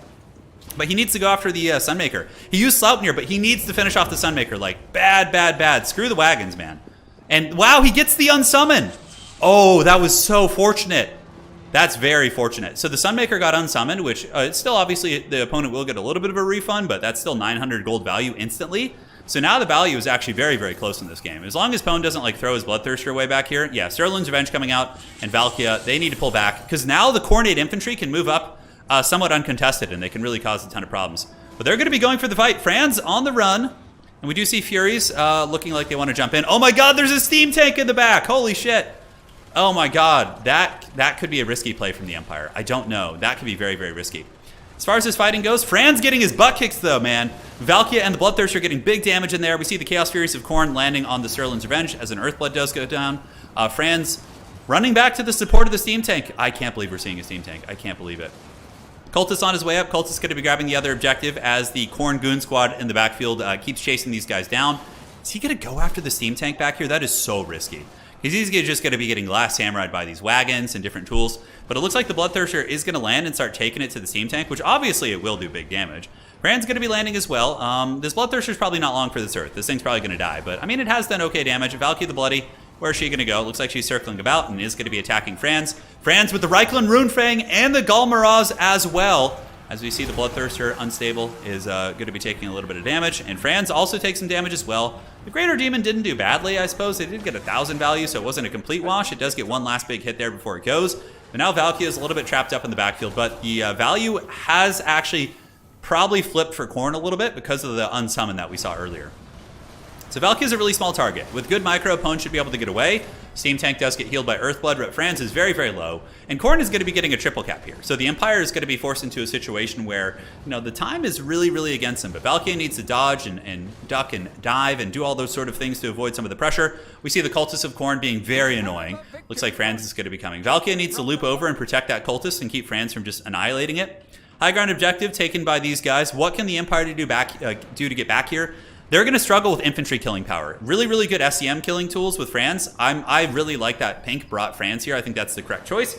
The wagons are also very good, but losing the Sunmaker and losing the artillery like that when I don't think Pwn was actually even going to go after it was very, very rough. It was like a bit of an impulse on summon there. And the Cultist does get smashed by Karl, which makes sense. I mean, he's designed to kill such characters. So in the middle, Chaos Warriors and Minotaurs of Khorne are on their way up. Will Valkia connect? The Cultist is actually going to be living, which is a pretty big win there. Valky the Bloody getting in there trying to get Franz, but not quite able to get the job done as the Khornate Warriors look to shove the Empire back. And Empire Knights going to go after Marauders. This is a nice play. Some grenade launchers might have been the better play. If you bring grenade launchers in and start hammering them, then you force a Khorne Hound, and then you counter the Khorne Hounds with the Empire Knights. But it looks like there's going to be some Khorne Dogs over here. If the Khorne Dogs come up and under and just protect the Marauders and countercharge the Empire Knights, that's actually how Khorne would win that particular fight. Valky the Bloody pops the Demon Shield. Very, very nice play there by Pwn. So he gets the Demon Shield active and is going to be mitigating a lot of the damage coming in from the wagons, which are running a little bit low. And honestly, I'm starting to get concerned. Though it looks like Pink has pulled a little bit of a value lead. The Minotaurs of Khorne pull back, but the triple cap is in with full effect. Marauders attacking, but the rear charge from the Flesh Hounds is going to be brutal. These Empire Knights are basically dead now. They're not going to have any escape route. They're going to take massive casualties, and that is a huge win for Khorne, which is going to be securing them the high ground objective. We now see some more Empire Knights coming in, but you know that could potentially be a repeat of that situation. Empire pulling ahead in value a little bit. Valkia and the Cultists getting beaten up is quite nice. It looks like there's going to be some witchcraft going on, but Professor Pwn is indeed paying attention, so he's going to be moving back the Chaos Warriors here. Steam Tank's a pretty badass choice, but in my experience, it's not the best. The only matchups in which I like the Steam Tank is when I'm trying to kill Marauder Horsemen. So against, like, you can use it against Norska and have it sit on an objective and, like, pop Marauder Horsemen in the face. We do see Minotaurs of Khorne getting in and hunting down the wagons, but yeah, that's rough. You're going to want to pull those guys back because they're just going to get spearmaned and shot by wagons, which is exactly what the Empire wants. A really, really good play there by Pink. Pink pulls back, lures the Minotaurs into spears, and is now going to be shooting them to pieces. So that has got to be a pretty good situation there for the Empire. As far as this goes, just kind of layers and layers. One Empire Knight is pretty much dead, but now, sadly, it's going to take so much more, as these Flesh Hounds and Marauders might actually be able to beat the other ones, and Pwn is going to be responding by sending more Flesh Hounds over there, which is good. Flesh Hounds are the best unit on the roster. Why not spam more of those bad boys? A big miss micro from Pwn, though. He leaves the Minotaurs in here with the Spearmen. Understandably, he's very focused on this engagement. Karl Franz really low. Foe Seeker and Galmaraz are active, but you know the anti-large will not help against Valkia. She is on the hunt. The Valkyrie of Khorne looking to finish the job, as Karl Franz is on the run. A wagon shooting up into Valkia, but the wagons are going to be running really, really low on ammo as well. But will Valkia get in there and close out the job? Galmaraz active. Bonus first large is here. Flesh Hounds attacking the Steam Tank. Probably want to pull those Flesh Hounds back, and I don't really know what else. I mean, I guess you could just pull the Flesh Hounds and rear charge the State Troopers or try and snipe this Jade Wizard here. That would be even better. But Franz is very low. He's very, very low. 565 HP. Valky at about 1400. It looks like there's going to be an Earthblood going down, which isn't a huge heal, so he's still going to be very vulnerable. In the meantime, Khorne holding on to this objective, but it looks like the Empire will be able to flip this one with some Spearmen coming, 2 Empire Knights, and a 3rd Empire Knight here. Unless Professor Pwn decides to send more units up, it looks like he has another Flesh Hound, but is very focused on winning this engagement here on the other side. So Khorne Warriors all over the wagons. Valkia pulling back. Franz able to heal. 900 HP against 1100. Actually going to turn out to be a very, very close fight.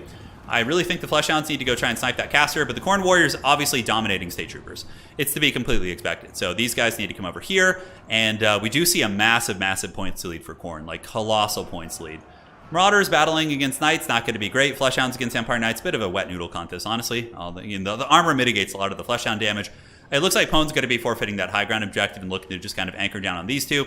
Flesh Hounds do catch the wagons back here. The value lead is going to be favoring Pink quite substantially. Franz, though, is very, very low. The Khorne army is looking a little bit tattered, but they're getting to a point where they could win on a single cap. Not like super quickly, but it's certainly on the horizon. It certainly is. Valkia is pulling back right now. More Marauders doing their thing, and the high ground objective is going to be flipping to the Sons of Sigmar as the Spearmen do make it up here, and they are getting the old job done. So Marauders on the run. Khorne doesn't have much durability over here. These Flesh Hounds just nibbling away, being very, very good dogs. As we see the Fleshhounds here taken out by Franz, but a very risky one. He actually took a little bit of friendly fire there, or maybe the Fleshhounds got him, I'm not sure. Valkia going after the steam tank in the back. Honestly, I think the steam tank is just kind of something you ignore. I guess you could kill it. It doesn't really do a whole lot. It just kind of sits there, and the terror routes aren't really pertinent against a lot of your demon units.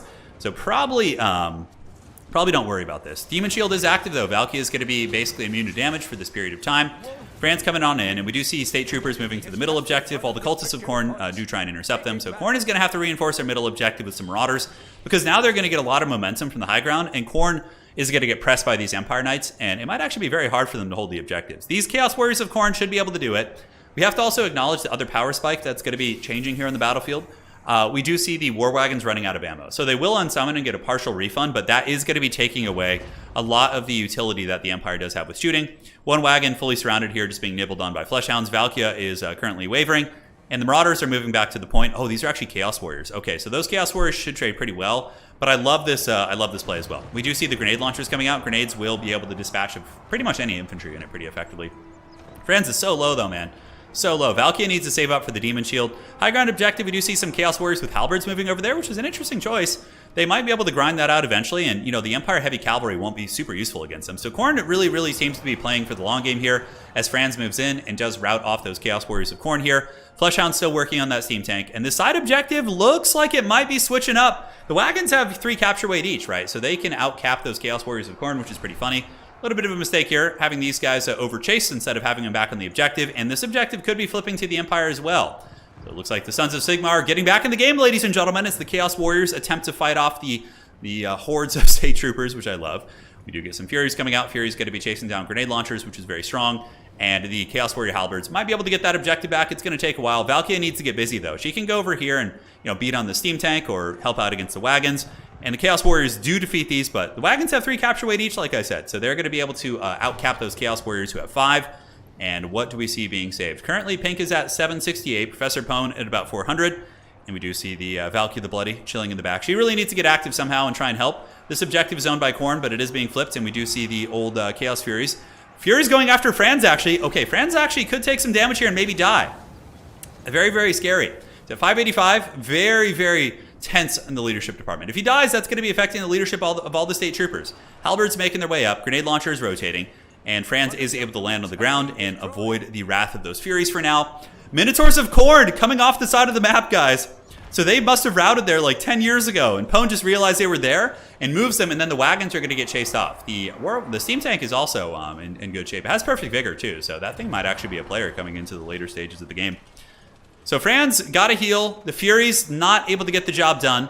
Objectives are flipping across the board for the Empire, and it looks like the Empire does have a triple cap now.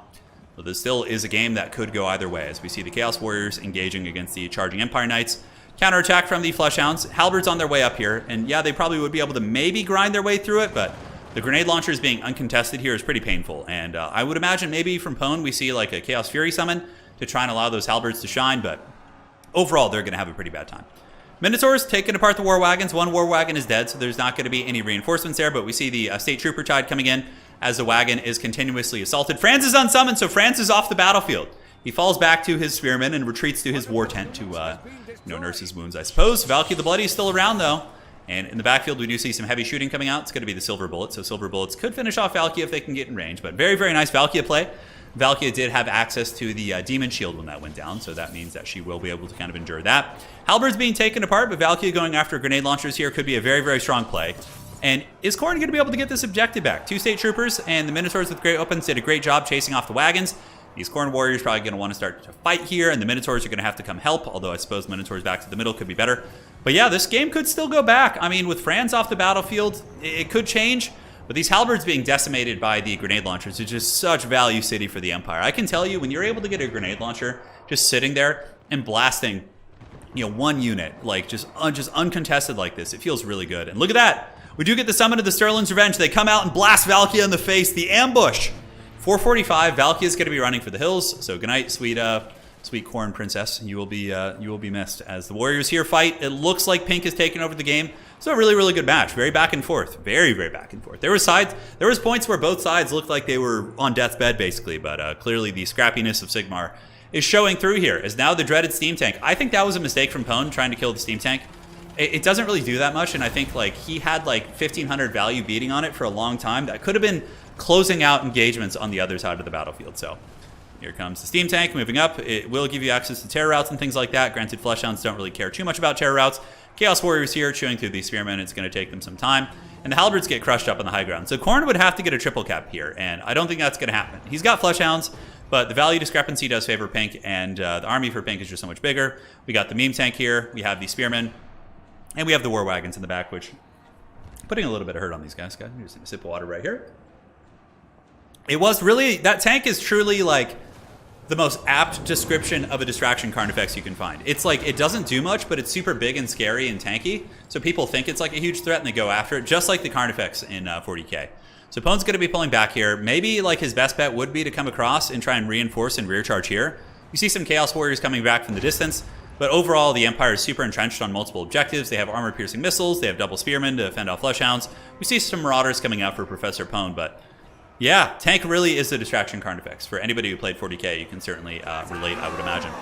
Chaos Warriors fighting up at the point with the brave soldiers of... Which color scheme is this? This is Balthazar Gelt. Yeah, this is his order, the Golden Order.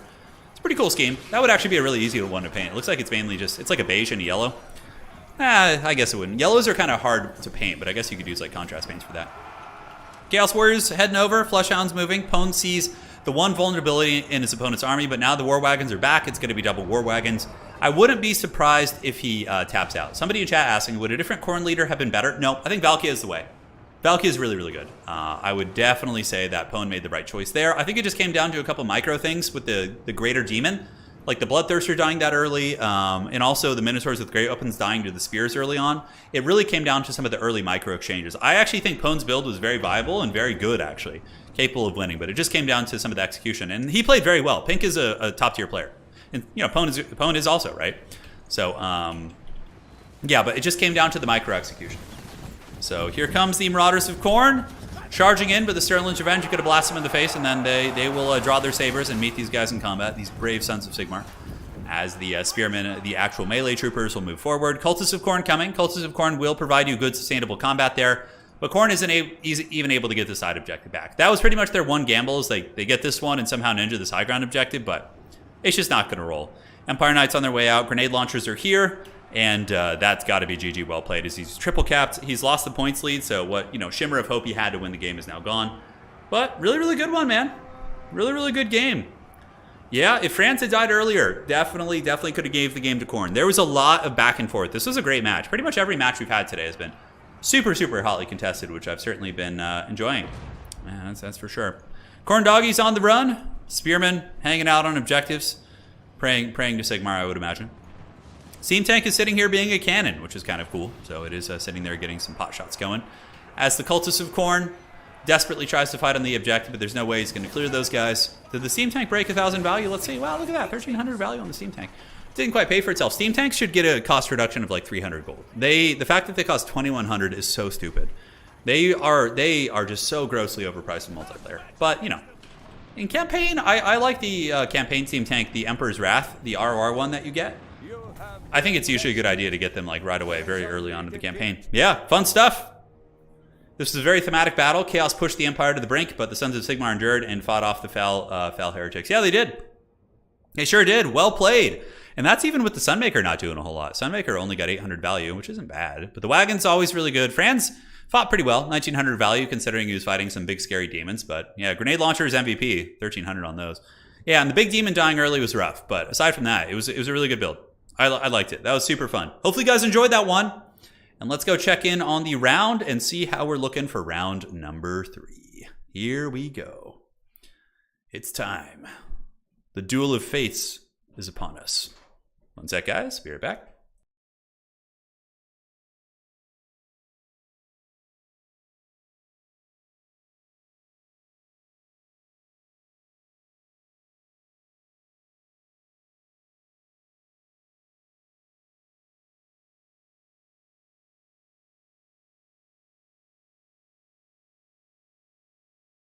All right, so we have a couple rounds finishing. It looks like Sandwich and Spore are playing, and Barge and Phage are playing. So got a couple players wrapping it up here.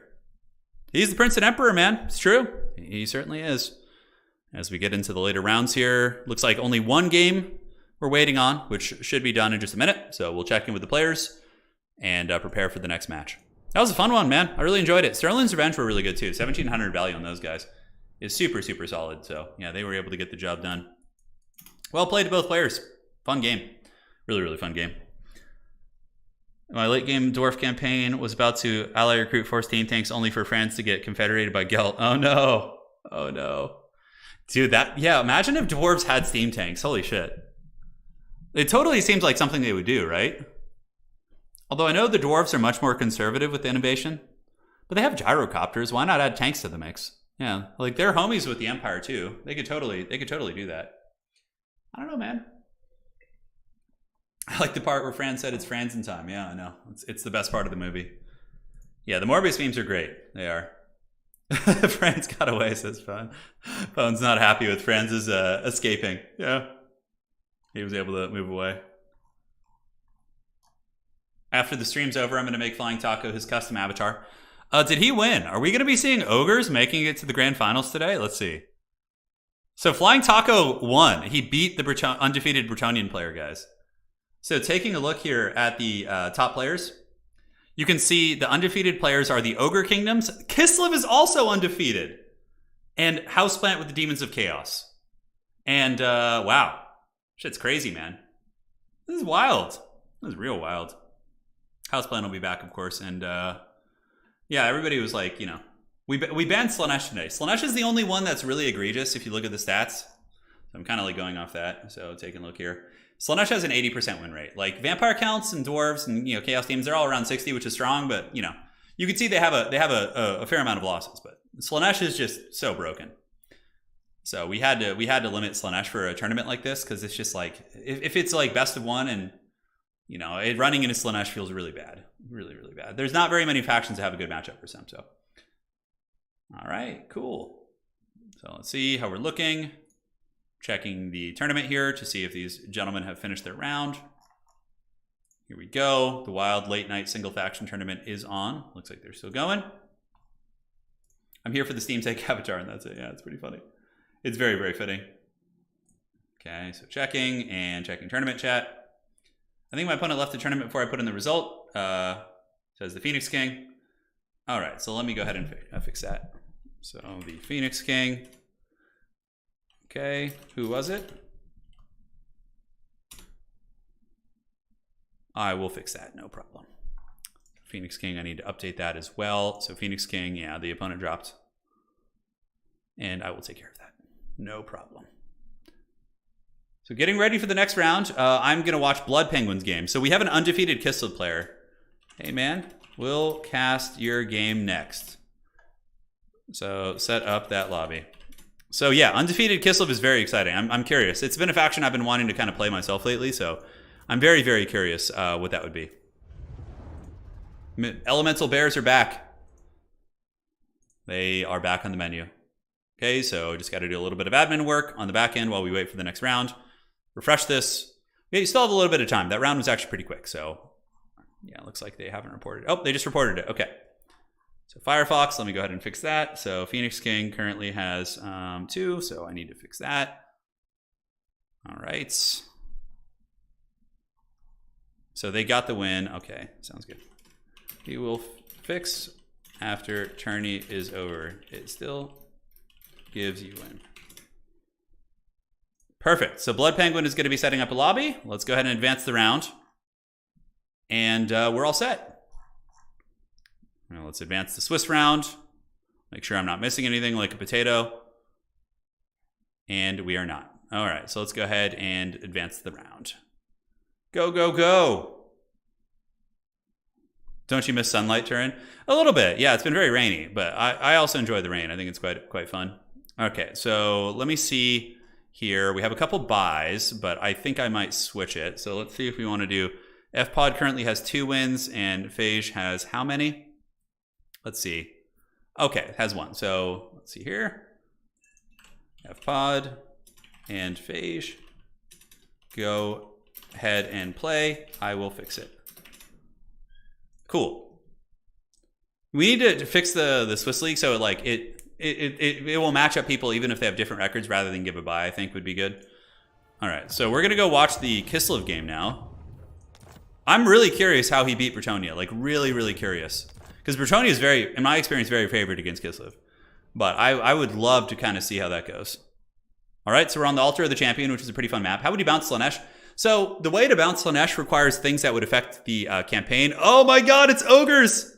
It's Ogres versus Kislev in the late round matchup. I did not see who his opponent was. Flying Taco found his way back onto the stream, guys. Oh man, this is going to be a hyped matchup. Plague Penguin versus Flying Taco. Dude, you guys wanted the hard-hitting matchups here. Yeah, this is the good stuff. Okay, perfect. Want to make sure they got a game. And then we will update this. So I just need to fix one of the matches here. And we'll fix that match. Cool. Dude, Ogres versus Bretonnia. But yeah, Slanesh, they need to have their mark fixed. The fact that their mark has no downsides, whereas the other gods mostly do. It gives physical resist, it gives immune to psychology, it's just like their units are faster. It's just stupid. Also, Hellstriders are grossly overpowered. So that's really the big variable. I thought we had escaped the Ogres, but you know, we haven't. We have not. The Ogres are coming to get you. Okay. So let's fix the name so Plague Penguin fits on there. Plague Penguin got top 4 in the World Championship. It was either 3rd or 4th place, I don't remember. But yeah, very, very strong player. Both of them are. Yeah. I was about to sign off, but Ogres, I know, now you have to stay. There's no escape.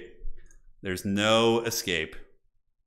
Okay, so let's get this. I believe it is Phage. All right, and score reported off. Do this. Outstanding. And then we can do that, and then this, and perfect. All right, so then I just need to fix the scores. He also got both of my cultists before they were able to summon. Yeah, it's pretty rough, Pone. It's pretty rough, dude. It was a really close match. You played really well, man. That is not easy against a good Empire player. Granted, I'd say it's a pretty even matchup, Khorne versus Empire, in my experience, but yeah, you played very well, man. Hold your head up high, Pone. It's not Ogre till it's Ogre. Dude, it's really Ogre now. It's all Ogre. No, there's no more. All right, sounds good. No problem. And we got you all set. The most annoying part about, yeah, and the fact that Slanesh Hellstriders keep all their buffs from their previous life is just so dumb. It's just really bad. Okay, so let's do this, and we need to do that. Fix a couple of these. And FPod has how many wins? Looks like 2. Okay. So I need to just fix their scores real quick. Okay, looks like they have 2. Let's go ahead and check to make sure my admin work has done it. The handy work. Yeah, Slanesh is just so stupid. It's like how strong they are. It's just ridiculous. It's just ridiculous. They definitely need to be brought down. Okay, cool, man. Admin work is done. Life is good, and now we just gotta wait for the next round. The Ogres are coming to get him, dude. I'm really curious. Kislev is probably just gonna go. If I were the Kislev player, what I would probably do, and here's what I'm thinking is, I would go for Zargard frontline, so 4 Zargard with shields, or 3 Zargard shields, backed up by mass spear Kossars, and maybe 1 Little Grom. Like, Little Grom will counter a lot of the Ogre shooting, and then, like, the Zargard can fight off Ogre Bulls all day because of their armor and melee defense. So, I don't know. That would be the direction I maybe would take it. But we are on the 3rd round of tonight's tournament. The top players are starting to gather in their masses. This is the last regular round match, and then we go to the semifinals and whatnot. So that should be pretty fun. So currently looking at the undefeated players, we have, Kark got a bye or something? Let me see. Did he win? Did he win all 3? Oh, we do have vampire counts here. Let's see. Yeah, so Kark did win all 3. Okay. So Kark and Houseplant are playing right now to have the duel of fates here, but they'll have a strong tiebreaker between them. So we have 4 undefeated players at the moment. We have Kark, Flying Taco, Blood Penguin, and Houseplant. From here, after this, we take the 2 undefeated players that'll be remaining, and they will be guaranteed a spot, and then there's going to be a bit of a tiebreaker based on the strength of schedule that everybody played against. So that's kind of how you do it. It's kind of how you do it. Though there's Ogre Kingdoms here, and they're ready already. Taco's, he's good to go. I guarantee you, dude, if he brings Greasus against Kislev, if he brings Greasus again, I am just going to be I'm gonna be shocked. Double war. You can only bring one elemental bear. Oh my god, he brought Greasus. He has already earned his Greasus avatar, but now it has become his persona. He is the Grease Man. Oh my god. If he beats Plague Penguin with Greasus, I just won't even know. He's already taken out one really high level player tonight with Greasus. And now we get it again. Yeah, double Warbear Rider. So I was close. Zargard with the spear bows. I wasn't sure what else would be mixed in there, but it looks like it's going to be elemental bears, which is great. Sky Striders will for sure come out and fight them, but yeah. Who do you have to sacrifice to the algorithm gods? I haven't seen a Slanesh bot in forever. I have no idea. Don't curse it. They'll be back, dude. They'll be back. He deserves that painted model. He would have to win a faction war for the painted model. Yeah, but he's getting a custom avatar on the website and everything, so. Yeah, Grease is back, man. He's looking to roll over the faces of the Kislevites here. Should be pretty fun. 2 underdog factions. They'll both have strong tiebreakers too, so these guys could run into each other a little bit later as well. It could totally happen. Yeah, it is really funny. The Penguin is about to get the Grease. You think so? It could happen. It could very, very well happen. We'll have to see. So I'm going to go fill up my water real quick, and I'll be right back.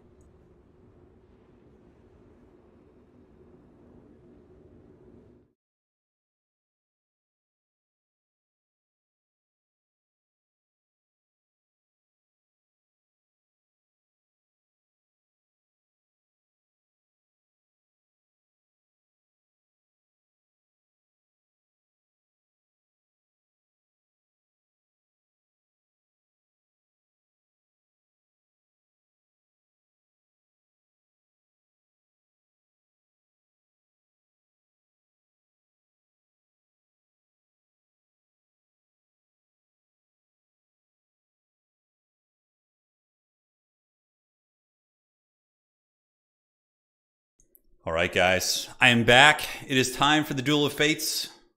I'm hydrated. No more games. So for the Kislev army, a lot of good stuff. Boris Ursus is a badass, and he is anti-large, so against ogre, certainly not bad. You know, he can fight pretty much any of the ogre assets. Double Warbear Rider. You're always, if you're going to be going for big, expensive Warbears, I feel as if you always want to have a Patriarch to heal them. So I would wager that Plague Penguin does have a third character in reserve, and it is going to be the Patriarch, would be my guess. Not 100% sure. On top of that, Zargard are amazing. Their 50 melee defense and their high armor makes them a pain for ogres. They're also silver shielded against the trappers, so what's not to love? Khalasar bows, pretty self-explanatory. They have poking sticks. They're basically like budget Lather and Seaguard, and yeah, they do good stuff. Don't need to go too deep into that. For the magic of Kislev, it is going to be a Heart of Winter caster. Interesting. Heart of Winter against ogres. That's really curious. I have no idea how that's going to go. I would have expected maybe like the Lore of Ice, like with the Spirit Leech spell and maybe the AoE slow. I have no idea. So for Flying Taco, our ogre champion, it's going to be ogre bulls. Obviously, there's not too much on the roster, so it's going to be those with Noblars, Trappers, Sabertusk, Greasus, and the Butcher of the Great Mob. Basically, bringing very similar builds throughout the day, with slight variations in each one. I would imagine here he's going to have some Lead Belchers coming out and just kind of parking them here. This is the Altar of the Champion, so we have a map objective here, and then there's one on the far side, which is a little bit of a choke point battle, but both sides have the high ground. So Kislev could totally park some archers up here, and they would be able to shoot pretty happily for a lot of the game, depending on ye old circumstances. But typically, the fight is more contested out here, I would say. Although you could play a little bit of a tight play style where you just kind of like here and here and just kind of play those two objectives, or you could, come here and play this and this. Or you could try and do all three, which is obviously very dicey, but typically when you play all three, you have to sacrifice a little bit of value. So unfortunately, some lag. Let me see how my stream is looking. Okay, it looks like my bitrate feed is fine, so hopefully it's just something that will subside as we progress. And if it's a little bit too laggy, I can also jump out of the game so the players don't have to suffer. But I mean, yeah, we'll see. We'll see. Big fight coming down here. Kislev getting the Warbear Riders in, and Boris Ursus is getting in there. He's going straight after these Ogre Bulls. And the Warbear Riders will dominate them in combat for sure. The Ogres will not have enough armor piercing to get through their 100 armor here. I mean, they'll still do okay damage, but overall, it's not going to be the prettiest thing for them. Now, where are the dreaded Sky Striders? Flying Taco does not have them. And you think against Kislev's cavalry they would be very much a staple, but you're not seeing it. So Warbear Riders do engage against the Ogre Bulls. That's going to be very nice. Boris Ursus is going to be nibbling on these guys as well. And here's the Patriarch. So we were talking about it. That's going to give you some fat healing. And wow, these Warbear Riders actually taking more damage than I would have expected. Boris Ursus getting some work in there. Now Noblar Trappers coming in to support while the Zargard move forward. and more Zargard move in. But man, the Grease squad is coming through the back door. It's looking to flank around, and that's going to be actually getting into Kislev's backfield. That's going to be very messy. Warbear Riders are obviously potentially good here, but oh, it looks like there's going to be maybe a Power Fist coming down. No, that is the that is Boris Ursus's, or is that the Patriarch? What the hell ability is that? Totally just like blanking on that. The Patriarch has, wait, the Patriarch only has the passive healing, so he doesn't have Salak's Lullaby, but he is able to break these Ogre Bulls here. And we do see the old Spearmen, the Kossars, getting taken down here pretty bad. They just get pounded by multiple units. The Zargard trying to hold, but Flying Taco is swarming all over the Kislev battle lines. The Ogres are all up in the backfield, and it looks like that's going to be an Ogre triple cap here if Kislev isn't careful. The Warbears can't really be everywhere at once. We'll have to see, but it's the Oath Brothers Bound spell. Thank you so much. I totally blanked on that. I was like, what the hell is that ability? But yeah, the backdoor Greasus, I know. He's literally in the spawn right now. We see some Griffin Legion coming out, but the Griffin Legion will be no match for the big Grease. He'll be able to fight those guys off. Saber Tusks are killing all the Noblars, or excuse me, all of the Kossars here, which is certainly not Noblars. We see a double cap going down, but for the most part, value trading is pretty even. But remember, Ogres do have access to a lot of healing. So too do the Kislevites via the Patriarch, but it's going to be a little bit more progressive. And the Warbear Riders are trapped up in Noblars right now, but they were able to do some big damage against the Ogre Bulls here. And yeah, the Ogres are just swarming. They have the double cap. I think they definitely should have left something on that back objective to just get that. And the Griffin Legion is being forced back by his mighty Chungus. Greasus just clubbing these guys, taking down the Griffin Legion. And they're going to be forced back. And that's going to be a big setback for Plague Penguin, because Griffin Legion are not a cheap unit. They're going to be forced to run. And now, you know, Kislev is going to have to cower before the might of the mighty Grease. The Warbear Riders aren't doing bad. They're certainly, you know, grinding, not taking a whole lot of damage, but at the end of the day, the Sky Striders will probably come out, I would imagine. And there they are, Mournfang Cavalry. So not Sky Striders, but we do get some Mournfangs. Looks like he couldn't afford the big expensive ones. And I would wager these little Noblars can sit on this back objective. But triple cap would obviously be very, very punishing right now. Heart of Winter is going to be coming down from Kislev. It will do okay damage. But the Ogres are really quick, so they can move out of it. So they're just going to probably move out of its aura. We see more Winged Lancers coming in. So the Winged Lancers. Lance is couched for Orson. Getting a big one into the Ogres, dropping many of the models, but Noblars are back here, and honestly, Kislev is having trouble getting out of its spawn. The Greasus backdoor play, dude. He literally just came back here and pinned in Kislev, cutting off the supply lines. And it's really cool how in Domination you start to see principles that you see in normal RTS games, like in Age of Empires, for example. If you're being all-in by like an English player, and they're sending longbows and spears, and you have horsemen, well, you might not be able to beat the spearmen in a straight-up fight, but you can flank around their main army and cut off their reinforcing archers and longbows, or pick off isolated spearmen. And we're kind of seeing a similar RTS tactic being used by Flying Taco back here, as Greasus and company are blocking the supply lines and making it a little bit harder for Kislev to get ground here. Granted, Kislev's Bear Goon Squad is doing very well. We can see the Oath Brothers of Tor, Boris Ursus, and the Patriarch are grinding through the Ogre reinforcements as well. So both sides are kind of doing something similar, which is very, very cool. So they're causing problems, man. On the far side here, we do see the Winged Lancers being attacked by Saber Tusks as well as Noblars and some tattered Ogre Bulls, and the Griffin Legion and the Winged Lancers kind of being forced back. But the Zargard, the Chad Guard, they're getting in there, and they were able to break through, and they might be able to get the objectives here. Are the Zargard going to be able to hold down the middle objective? And then here we do see potentially the Bear Goon Squad moving over and getting that outside objective. Ooh, a couple tattered Kossars of Spears bringing like probably 1 or 2 capture weight, but it could add up over time. Really, really interesting dynamic as far as this battle goes. Both players are playing very aggressively and not really taking like straight up engagements versus the other. We do see the Mournfang Cavalry running back, Saber-Tusk pack reinforcements coming in to try and help out. But the Bear Goon Squad, bear down, they're coming, man. That is a hell of a lot of bears. And it seems like the Ogres are struggling to muster a force that can deal with this Bear Goon Squad. So now we're starting to see Plague Penguin come back in the game a little bit, which is very exciting. It kind of looks like it could have been rough in the beginning, but yeah, this is definitely comeback territory. Heavy Cavalry coming out. Plague Penguin does get his Winged Lancers and runs over the Ogre Bulls. Here we do see Winged Lancers screaming across. Going to be charging into these Bulls here. Should be able to do some decent damage. Bulls are lightly armored, so they do not like getting big lances right in their face. But there are enough of them that they might be able to win the fight. But more Cav are going to be coming over, so the Winged Lancers coming to arrive and protect their allies. As the objectives are starting to flip, it looks like Kislev does take the side point. And now the Bears are going to be collapsing down on the center as the Mournfang Cavalry attack Zargard, which is going to be turbo cost effective. Mournfang Cavalry are designed to basically kill things like Zargard. But Flying Taco with really good micro, going to be pulling back before the Bears get there. And now it's Greasus time, guys. He's on his way back. And Greasus is going to be taking the fight with his Slaughtermaster and his Noblar Trappers. And now it's devolved into a bit of a fight over the middle objective here as the trappers continue throwing their ninja stars. The bears, are they going to be taking the fight? It looks like it. They're going to be going for Greasus. Here he comes. It's Grayson time. He spins around his giant shank of meat. He's able to take down one or two of the bear riders right there, but they do have anti-large. Might be able to kill him quickly if he doesn't get a little bit of support from the Noblar trappers. And on the other side, we do see the Mournfang cavalry coming back in. So the Mournfang cav do charge into the Zargard here, but the bear riders are right on top of them, so the war bears are going to be hitting them, but great micro on both sides. Now Taco pulls back right through his Noblar trappers, luring the bears into a relatively tough fight. But Kislev's mobility advantage could come into play as we do see the Winged Lancers moving over to the side objective. Could maybe be stealing this one. Noblar still trolling in the backfields. Noblar's trying to hunt down these Winged Lancers, but beautiful play here by the Plague Penguin. You can see really good domination fundamentals between these two players.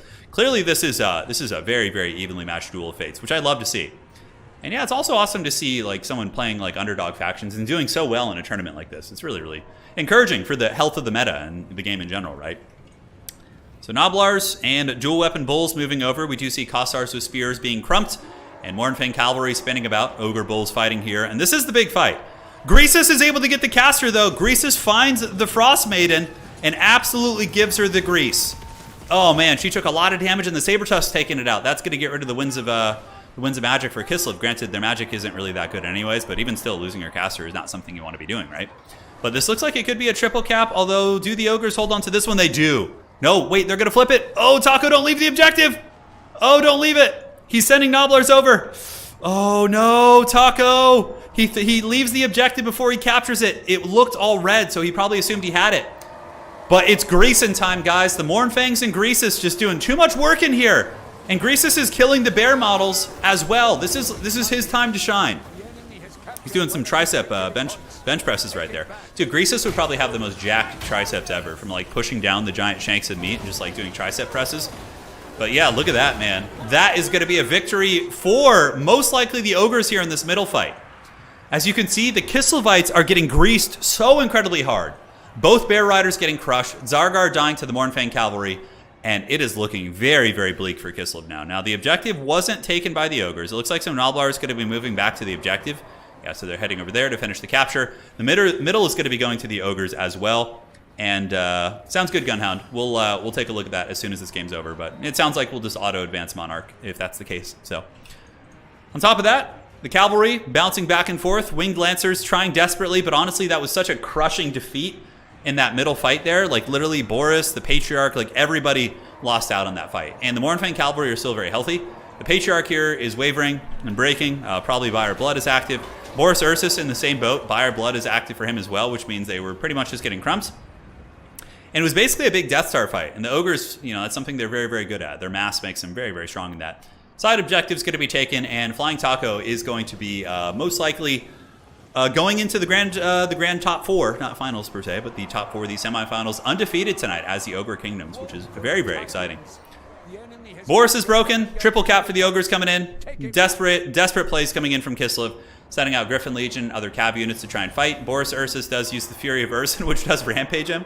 So that's going to basically seal his doom. And Greasus is going to finish him off as well. How much value do we have from Greasus tonight? Look at that. He's got his big club here. He's sitting at 2,000. Dude, Greasus with 2,000 value. What the hell is going on? What planet are we on? This is absolute lunacy. So Boris, yep, he's getting killed by Greasus. Something you don't hear terribly often. Side objective going to be flipping for the ogres. Mournfang cavalry pretty much will dominate the Kislev cavalry outside of Warbear riders. Trollgut's active on those guys as well. And I see no avenues of a comeback here for Blood Penguin. Absolutely no avenues. Or Plague Penguin. He goes by two names. A little bit confusing. But this objective is flipping hard. Ogre Bulls, 5 capture weight each. 10 capture weight in total against a couple tattered Kislevite cavalry who have very, very low capture weight. But that is going to be it. The Great Maw is going to be feasting tonight. Apologies for the lag, but hopefully it was still an enjoyable one for you guys. And yeah, the Over Tyrant, Flying Taco, man. The legend continues. As the big Mournfangs chase down Boris Ursus, the mighty Red Tsar is going to be forced to run to the hills. And that's a hard triple cap, rock hard triple cap. Kislev is 100% out of steam. I would expect Plague Penguin to probably tap out here. I mean, unless he just wants to get a little bit of micro practice and cycle charge his cavalry, there's literally no chance he can come back. Dude, Greasus has been doing work. I know, what is this shit? It's crazy. Absolutely crazy. And with that, the ogres finished the initial rounds of the tournament completely undefeated. defeating good players too. He didn't have a single easy matchup outside of maybe, or, you know, skill matchup. Like his first opponent was a little bit newer, but aside from that, Taco had, you know, he had to play an RTK player who's very strong. He had to play against, you know, top 4 world champion here. Granted, Kislev is 100% a worse faction than Ogre Kingdoms. Let's be real. But yeah, crazy game. It's Greasin time, man. That was amazing. All right, so got to do a little bit of admin work here. All right. So Monarch said his opponent wasn't responding. So let's do this. And we will drop them.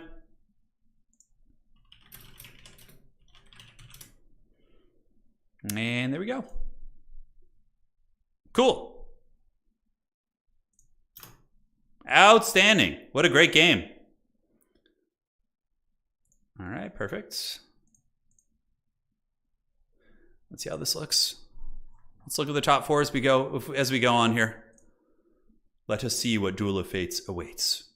The grease-hitting times are upon us. Yes, they are. This is truly a weird timeline. It's very weird. All right, so taking a look at some messages from players.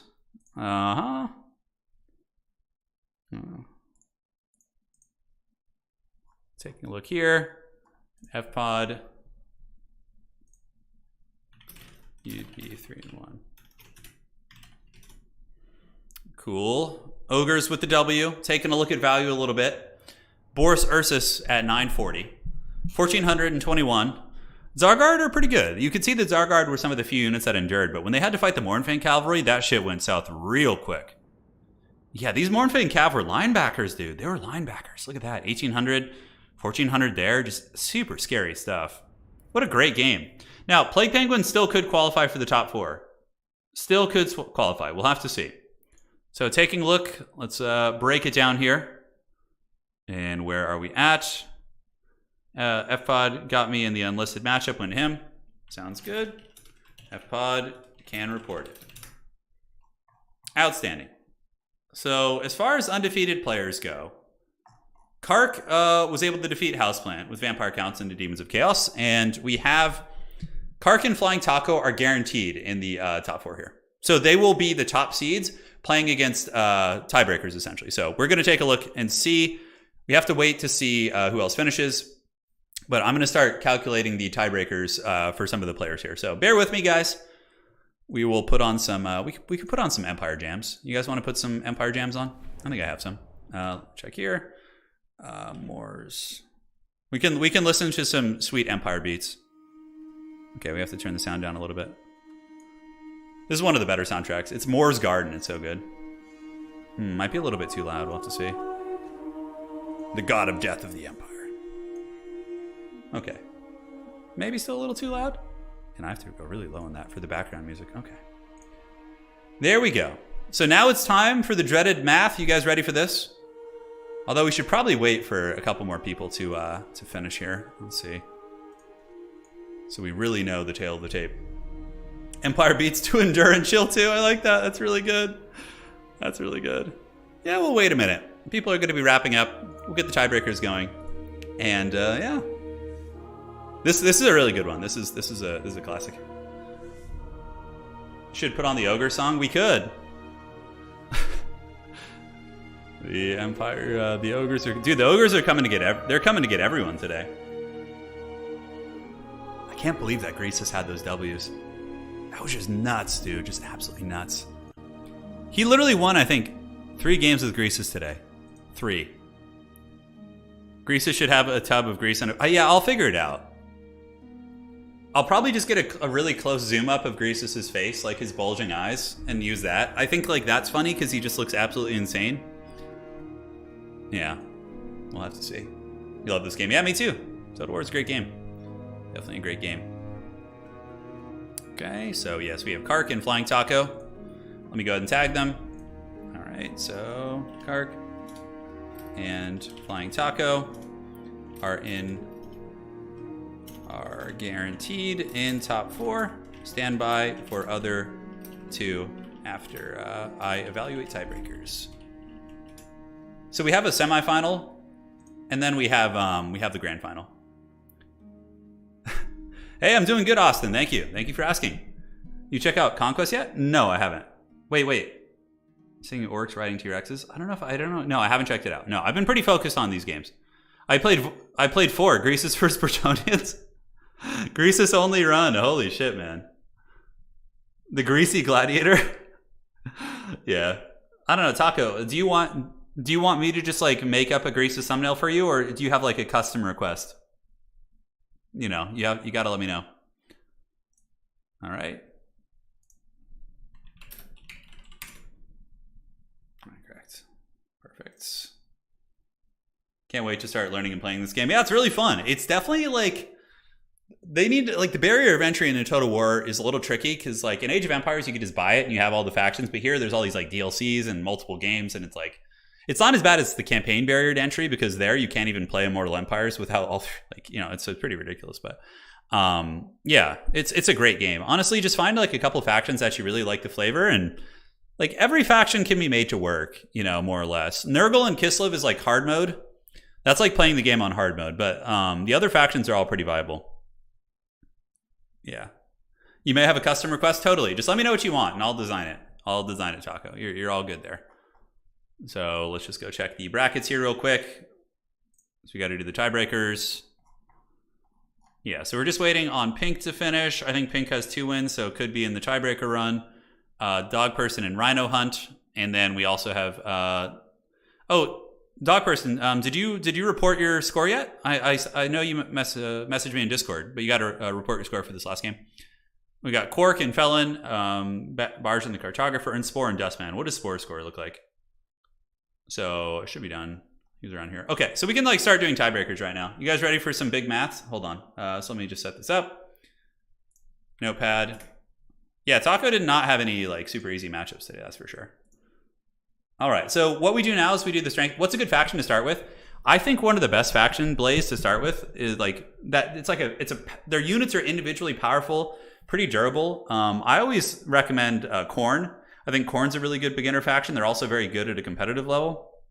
I think Tomb Kings can be a good one too because they're unbreakable. You know, their units are individually pretty strong and they have a lot of diverse play styles. But yeah, I would start with Khorne. Just get game 3 and you'll basically have all of Khorne's stuff with just one DLC. Like you could do Khorne and then you could play Tzeentch if you have both those DLCs, which are both pretty fun factions. But yeah, I really like Khorne.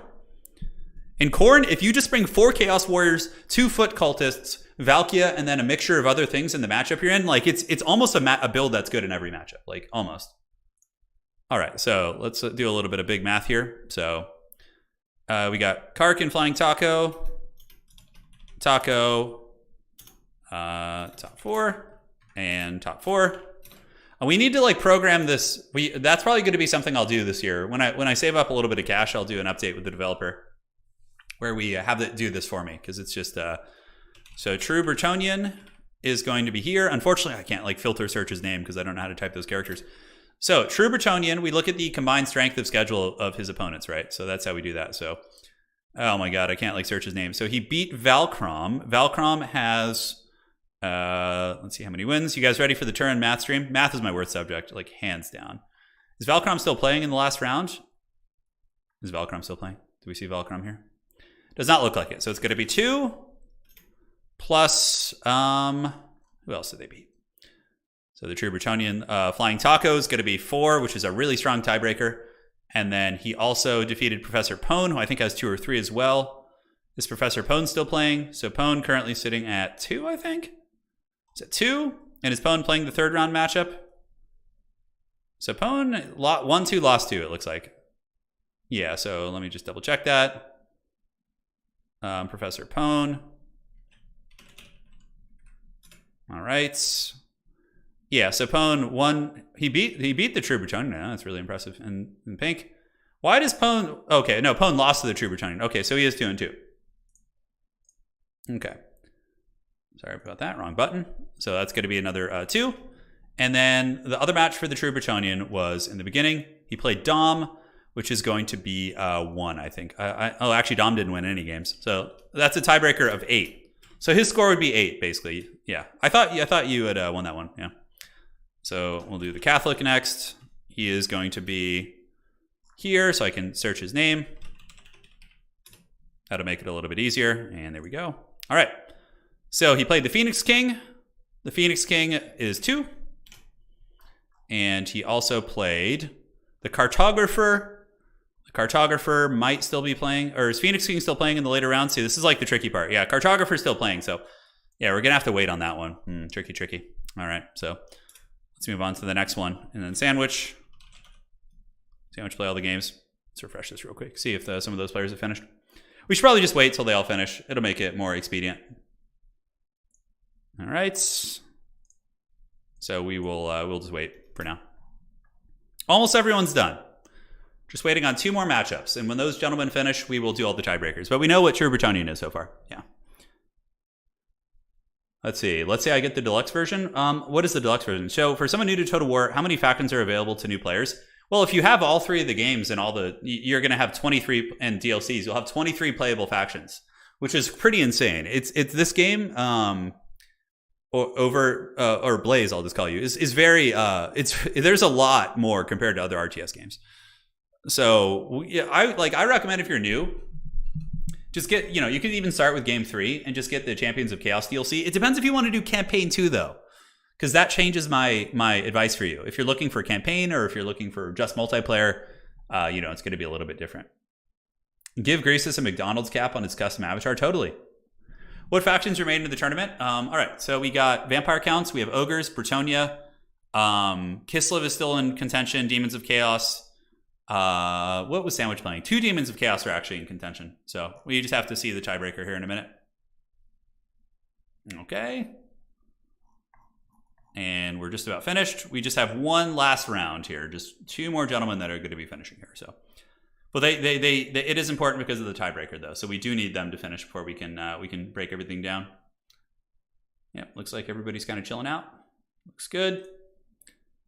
So guaranteed in the grand finals though, we have the Vampire Counts and we have the Ogre Kingdoms.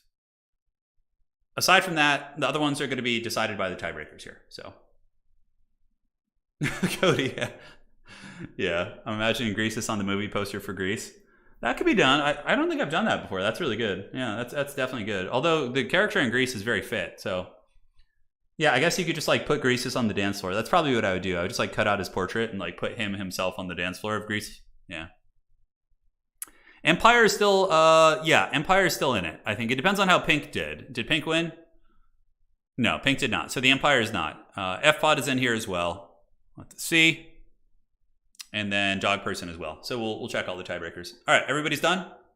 Outstanding. Now it is time for the math stream. So thank you guys for all sticking around. Sorry for some of the monotony while we deal with all this fun stuff, but it must be done. It must be done. All right, let's get that math going. Here we go. So we were doing the Catholic here, which is up here, and then we can go ahead and get this. So Phoenix King, and then the Cartographer was 1. And then on top of that, we do have the Monarch. Monarch, I believe, has 1 as well. So certainly not the strongest tiebreaker here.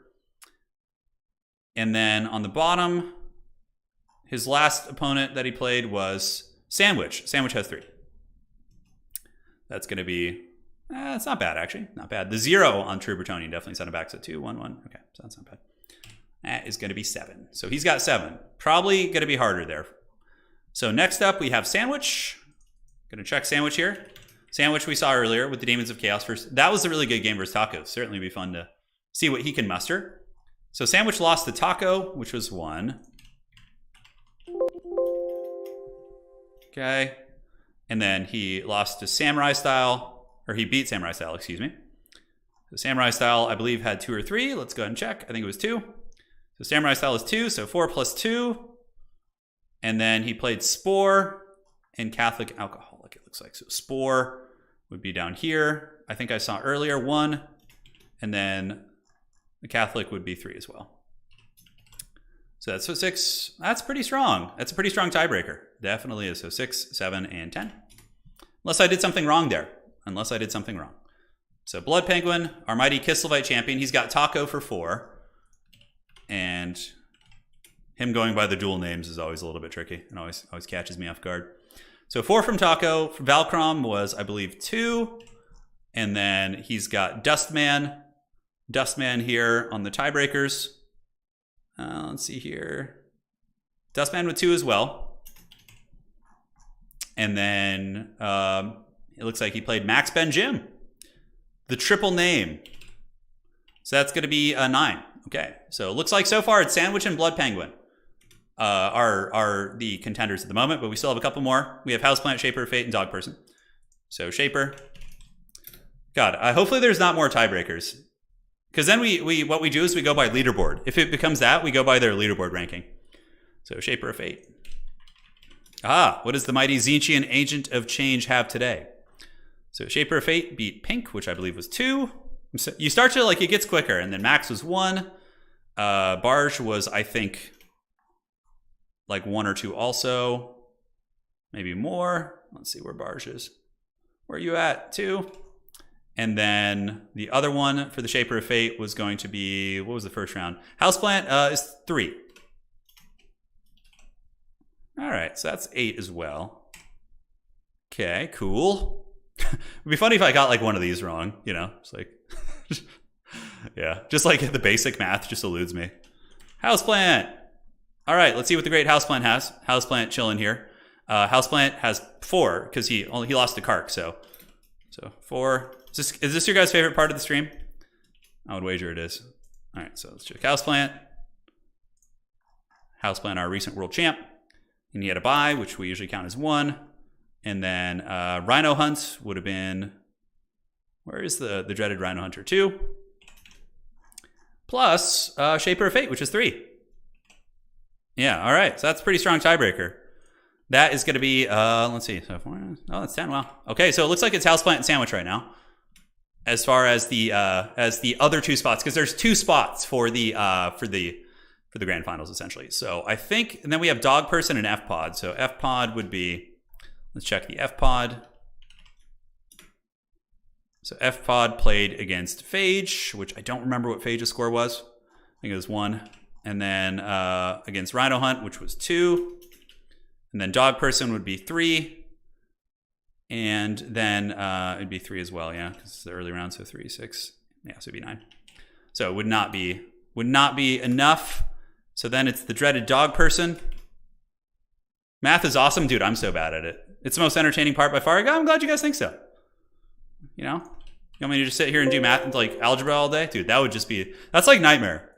Like I could legit have a nightmare about that, just sitting and doing algebra all day. All right, Dog Person defeated in the 3rd round. It's going to be the Rhino Hunt. So Rhino Hunt would be 2. And then it was Dustman. Dustman would be 2 as well, I think. I'm not sure. 2. And then I think he had the 2 3s as well. So yes, it would be, because F-Pod was 3 plus 3 plus 3. 3, 6, 3, 6, 8, and then 10. Okay. So we got the 3-way tie. So now we just go to the leaderboard on Total Tavern to determine this, to reward people for a good leaderboard position. And let's go ahead and check it out. And it looks like we have Houseplant is high up, and then we have Sandwiches nearby as well. Sandwiches here, and where's Dog Person is actually higher ranked than Sandwich at the moment, so with more tournament wins. So it will be Dog Person and it will be Houseplant. Yep. That's going to be it. F-Pod had 3 wins. F-Pod had 3 wins. Yeah, correct. We can take a look and show you guys again, but I could be wrong. Don't make me redo all this math. All right, so F-Pod had 3 wins, I think, right? Yeah, right here, 3 wins. All right, so ladies and gentlemen, the die is cast. We have F-Pod, we have Dog Person. Hang on, let me see what he's saying here. Cool. So Dog Person versus, okay. And Houseplant. Well, no, there we go. So we have Kark versus Dog Person. No, wait, no, Houseplant. No, it should be that. Houseplant and Dog Person versus Flying Taco. All right, so let's do it, man. Let's get this party started. Let's see how this all unfolds. I will cast the that game first. 1 sec here. Uh-oh. Houseplant says, I think there's an error in your calculation. He says, F-plants. Oh, no, please don't tell me this. Oh, God. Let me see if there was a mistake on the website. I might have to do it again. Maybe a mistake in my calculations. Oh, no. Oh, no. Did FPod... Hang on a sec, so let me look here. So FPod played... No, he won. Oh, no, he lost. Oh, there's a mistake in the score. Oh, no, that screws up so many tiebreakers. Oh, not like this. Not like this. I see it now. I see it. Okay, thank you, Houseplant, for pointing it out. I see it. Yes, website issue. Issue with buys. Okay, so FPod actually only had 2, even though the score on the bottom said 3. Oh, I didn't make a math mistake. It was the website's fault. Yes. Forgot to carry the 2, correct. Okay. We'll redo. Thank you. Okay, never mind. Okay, so I'm just fixing the score here. So let's go back and redo the math. I love it so much.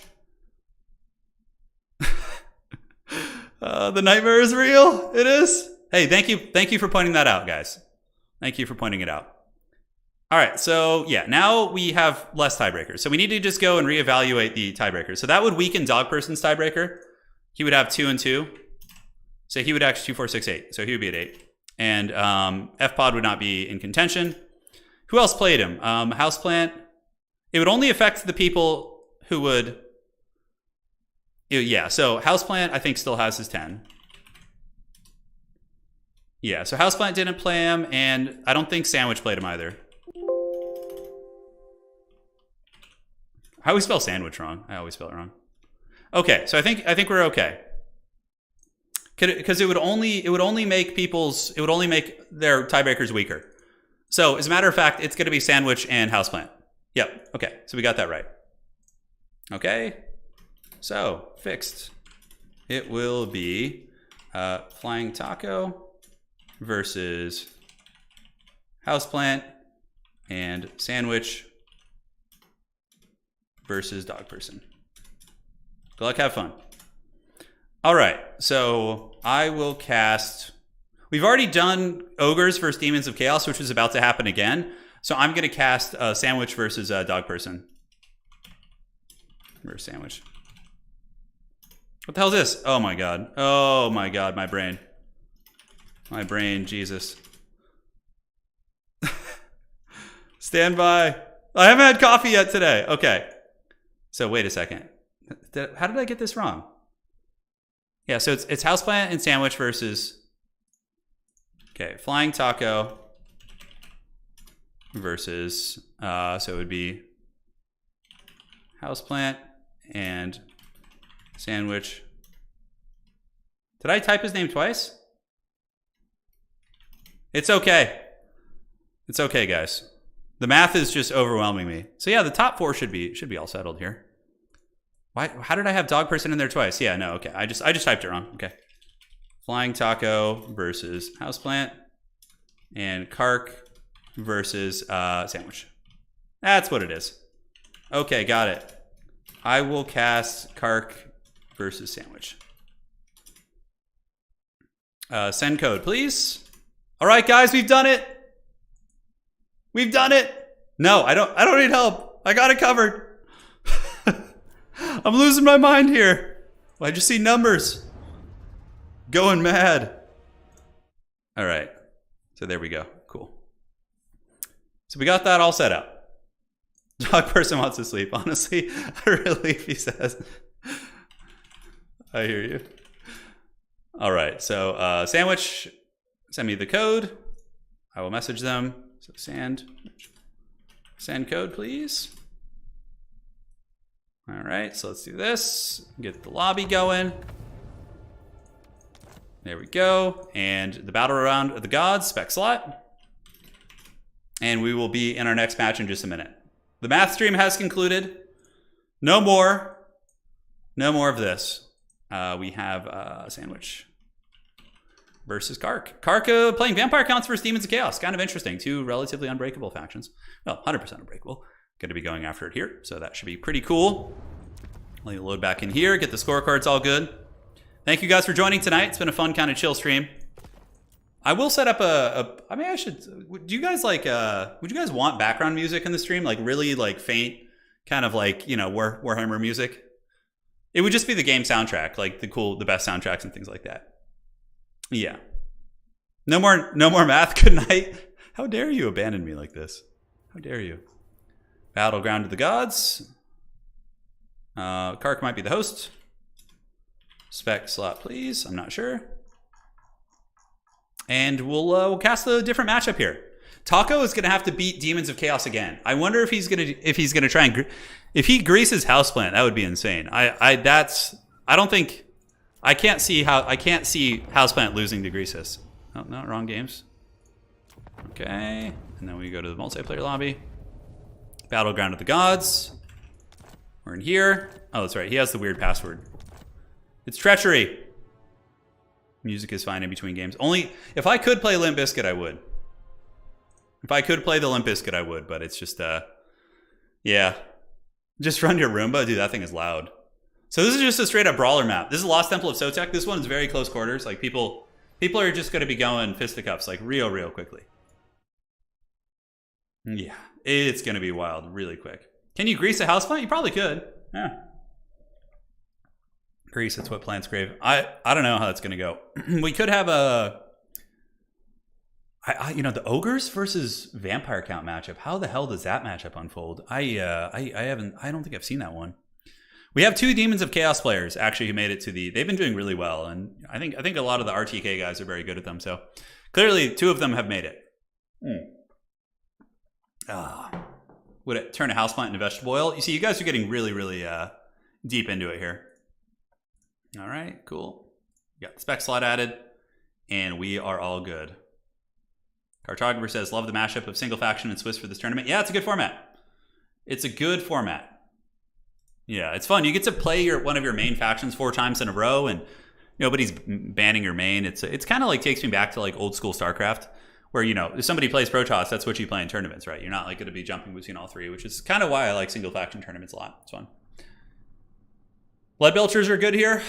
Yeah, against vampire counts. Fellbats, though, can shut them down pretty well. Although I guess you could use some Ogre Bull dual weapons to peel them off. Saber Tusks also can take them down pretty quick.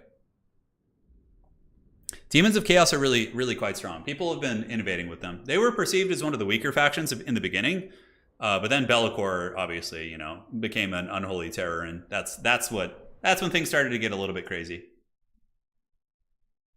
Dog Person says there's an ongoing dispute in the matchup matrix thread as to whether ogres are good versus vampire counts. Interesting. We could have a Demons of Chaos mirror match in the grand finals, which would be really funny. What are the odds of that? It was pretty. We had a good range of factions though. Like in the top 8, we had Kislev, we had ogres, we had demons, vampires. I think there was a vampire coast player. Yeah, really good stuff. Oh man, that's good stuff. Are you looking at the movie on the TI 3D calculator? Yes. I remember that. Yeah, I remember those calculators. Yeah. The memories I have associated with like those calculators was like drawing like childish pictures on them, you know, like just immature shit, and like showing your friends in class like, hey, look, dude, it's a dong. It's just like that's probably why I was bad at math. I was just doing that instead. Oh my god, it's so funny. Vampire counts versus Demons of Chaos. Interestingly enough, there's a chance the vampires would have to face them twice in a row. What is Kark going to be bringing? Kark has been doing very well in tournaments for sure. By the way, thank you guys for helping me. I did miss that. Oh wow, no Manfred, no infinite winds of magic nonsense. He's going for the Red Duke. It's the Red Duke looking to Elsif Be'lakor, backed up by double White King with Scabsgraith, and then a bunch of Graveguard just to sit on the objectives, which is going to be good. Turin microwaves his water for 5 seconds before consuming it. That is a lie. That is a lie. Yeah, that is really funny though, Misha. Yeah, it was good times, man. Good old times. So Demons of Chaos with Be'lakor. We got a Soul Grinder of Tzeentch looking to take down, you know, big Mortis Engine type targets. an Exalted Flamer of Tzeentch with Pink Horrors and Plague Bearers. Most of the staples of Chaos Demons are Plague Bearers and Tzeentch Demons. That's like very much the staple. Wouldn't it be crazy if someday some like Chaos Demon player just rolled up with like a bunch of like Demonettes of Slaanesh or something? That would really, really catch people off guard. So taking a look at the build, Plague Bearers are really decent. They lose to Graveguard like 100%, but they hold and they last a long time, which allows Be'lakor and your other units to do the heavy lifting. Pinks, and we got a Soul Grinder of Tzeentch, which is there to snipe Corpse Guards, Mortis Engines, any sort of a single entity, like a big dragon character. It can throw its javelins, and the Exalted Flamer of Tzeentch. Now this is really, really what I'm quite interested to see. Look at that thing. It kind of looks like a shark a little bit, doesn't it? It almost looks like the Crooked Moon, right? Its head, look at that. It looks like the Crooked Moon, the Goblin's deity. Oh, very interesting. So, for Kark, he's got a combination of Graveguard, zombies, and there are going to be some Corpse Guards, just standard vampire counts fair. He's going to be pushing up on all 3 objectives and trying to probably win on pure attrition against Sandwich here. And we'll see if Sandwich is able to get those good gooning attempts he really needs to get the W. Kiting feels hard on this map. Yeah, certainly, but neither player here is really playing that playstyle. So this is I really like this map. I think it's really interesting. Like the terrain and the proximity of the objectives really changes up the pacing of the game, which I think is very, very exciting. Yeah, it kind of looks like a little goblin shark. Yeah, that's a really, really good way of putting it. So the Red Duke is moving up. He's got Elsif, he's got a potion. He does also have Invocation, as well as Raise Dead. And yeah, he's a duelist, man. He's going to pop Elsif, and he's going to be popping the Potion of Strength and trying to get some big beatdowns on Be'lakor and or the Soul Grinder if he can. Be'lakor in a straight fight? I don't know who would win. I mean, dude, why does Be'lakor have 10,000 HP? And like this big gnarly zombie dragon only has like 7.5. I've never understood why Be'lakor is so tanky. Like has so much HP. I guess he's the first demon prince, so you know, it is what it is. So here comes the Graveguard and the Corpse Guards moving up. Be'lakor is 100% going to be trying to Pit of Shades Graveguard the entire game. And that's really what you want to focus on if you're the demon player here, is you just want to methodically, you know, Pit of Shades. You go in, you attack them, they blob up on you, and then you Pit of Shades them. Okay, look at that. The Javelin actually hits the Red Duke. And here comes the first attack, as Be'lakor is going to be going after the Corpse Cart with the Unholy Lodestone. And will Elsif attack? He does. Does he pop the debuffs? Shadow Shroud is active. So he gets the Be'lakor ward save bait, and it looks like Kark is not going to be using the debuffs. Rather, he's going to be just trying to bait out the Shadow Shroud and then pulling back. So, clever stuff. On the other side, we have, what the hell is this? The Exalted Flamer of Tzeentch is like up in the battle lines? What is this thing doing? The White Kings can totally go after it if they want to. They could really, really punish that thing. I don't know, that had to have been a misplay, right? Up in the sky, we do have the Duel of Fates. Elsif is now active. So Be'lakor is very heavily debuffed. Melee defense, speed, physical resist. The Duke is popping the Potion of Strength. 832 on the Red Duke. So cool to see the OG Lords getting in there. And honestly, Be'lakor doesn't have as much healing as the Vampires. This is a huge win for Kark. A huge, huge win. Be'lakor losing this much HP is brutal. Pit of Shades going down. It does hit the Dire Pack. Great play there. Great play on both sides. Sandwich with a really, really nice punish on the Dire Pack. Value trading is pretty even. And it looks like Be'lakor is going to be on the run, having essentially lost the duel against the Red Duke. But now we do see the snare coming down, so it looks like Narcissism is active. Very, very good army ability to have gotten right there. Of course, Demons of Chaos do get a random army ability, and the Soul Grinder of Tzeentch is going to be throwing fat javelins up into the big boy pretty much the entire game. While the Vampire Counts do take the home objective, and now they're going to be pushing into the defensive backfield here of the Vampire Counts. Zombies and White Kings moving up, and the Red Duke certainly doing some work. So he's gonna come across, maybe hunt down this the Soul Grinder. He's kind of eyeing it, but you can see Sandwich here is going to be parking some Fleshhounds there to make sure that the Red Duke is not able to get his prize. So Vampires do have the double cap. Value trading is pretty even. Maybe a slight lead for the forces of the Demons, but they obviously could be countered by the healing that Red Duke is able to receive with his invocations. And it looks like he attempted a breath attack on Be'lakor and did not quite get it. He did make contact, which is going to be lowering the melee attack of Be'lakor, and now he's just going to be kind of perpetually chasing. As Screamers are coming out, that's going to be tough. Fellbats are the counter. If you have Fellbats will really tar pit Screamers and give them a really bad time. So we'll see if Kark ends up doing that, but he might just run. So Kark is on the run. Cryptor is moving in. The Vampire Grind is fully on. And the Exalted Flamers putting some good damage onto those Cryptors, actually. You can see they're doing some work. The Tzeentchian shooting is about to run out of ammo, at least on these guys. More Fleshhounds on their way in. Side objective being comfortably held by some Graveguard. And Kark is just straight up going for a 3 objective press, which is, again, a pretty viable tactic in Domination, especially for these unbreakable factions that can sacrifice value for objective timing and have healing. And it looks like the Duke is going to be going in, trying to take down Be'lakor again. Be'lakor does not have as much support this time, and he does take quite a bit of damage, 5,600 HP. The Duke actually has the same amount of HP, which is quite strong. And the double White Kings on foot are actually moving in to help duel against Be'lakor. But Be'lakor does have the Shadow Shroud right now, which is going to be giving him a fair amount of ward save. So we'll see how it goes. Big Pit of Shades on the other side. Beautiful awareness by Sandwich, constantly knowing where those Graveguards are and just, you know, making sure to methodically eliminate them. But the Vampires are in danger of triple capping the Demons here. The double White Kings grinding on the ground are cutting through these units. Skeleton Warriors getting into the shooting in the back. That is a summon from the Red Duke, so he summoned some skeletons to go shut down the Pink Horrors here. And so far we see Be'lakor. Where is he going to be going? It looks like he's diving back into the fray to try and snipe down the corpse carts and maybe help with these Cryptors. We get a little popcorn monster ambush. So Sandwich, not wanting to be triple capped here, does summon the little popcorn bandits, and they are going to be giving a substantial amount of capture weight, even though the capture weight, I believe, still does favor the vampire counts. It looks like it's going down, and yes, very, very close to being captured. Breath attack overhead! Be'lakor gets nailed by a breath attack, takes a lot of damage, takes about 700 damage there. The Red Duke going to be going in, supported by Cryptors and several other pretty valuable support pieces, like the Corpse Cart, which is going to be buffing his stats. And Be'lakor is kind of having a bit of a hard time, you know, several times today. He's been in a little bit of danger. Now, Black Knights moving through, going to be going after the Exalted Flamer of Tzeentch. Certainly good to shut that thing down. It has been shooting for quite some time. Currently only 500 value, though, so I've only ever experienced disappointment with the Exalted Flamers of Tzeentch. I was kind of curious to see if it would be different this game, but this is starting to look like a Vampire Count's takeover, as they have brute forced the demons off this back objective, and yeah, now Kark is just kind of cackling here with the Red Duke. And on the other side, we do see the Pink Horrors as well as the little Popcorn Bandits moving up. But this is not going to be easy to remove. The value trading is like somewhat even, but with Vampiric Healing being taken into account, it's actually probably favoring the Vampire counts. If Kark were to like throw and land the Red Duke somewhere, maybe, and get like surrounded and killed by Be'lakor and like or a Soul Grinder, that could be like a potential throwing situation. El Seafoy's used a bit of a blunder there, as he didn't decide to follow up with that. He actually decides to retreat. But nonetheless, Vampire counts are reinforcing now. So you see zombies coming. The Dire Pack's moving in, more zombies. We got Cryptors and Spears. And this objective, there's no capture weight here for the demons, really. As a matter of fact, they're going to have to basically shoot these guys off. So we have the Pinks blasting away, Fleshhounds nibbling on the side, chewing on the Black Knights, and maybe they'll be able to get it back here. I don't know. The value is close enough that it's not like massive, but yeah, Be'lakor is quite damaged. Nice Pit of Shades there. Will be hitting the Corpse Cart, not that it does anything, but it will also be hitting the Graveguard, in which case it will do something. Big Vortex spells don't really do anything against single entity models. They do damage based on, you know, an individual model basis, so you need more models to do damage. Here comes the Red Duke charging in, descending from the metaphorical heavens.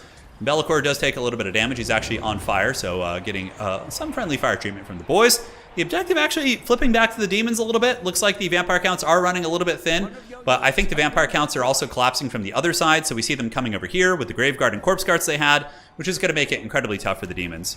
And we do see Cryptors coming in from reserves. Reinforcements are going to be more Cryptors, and zombies just coming to buffer off Objective 3.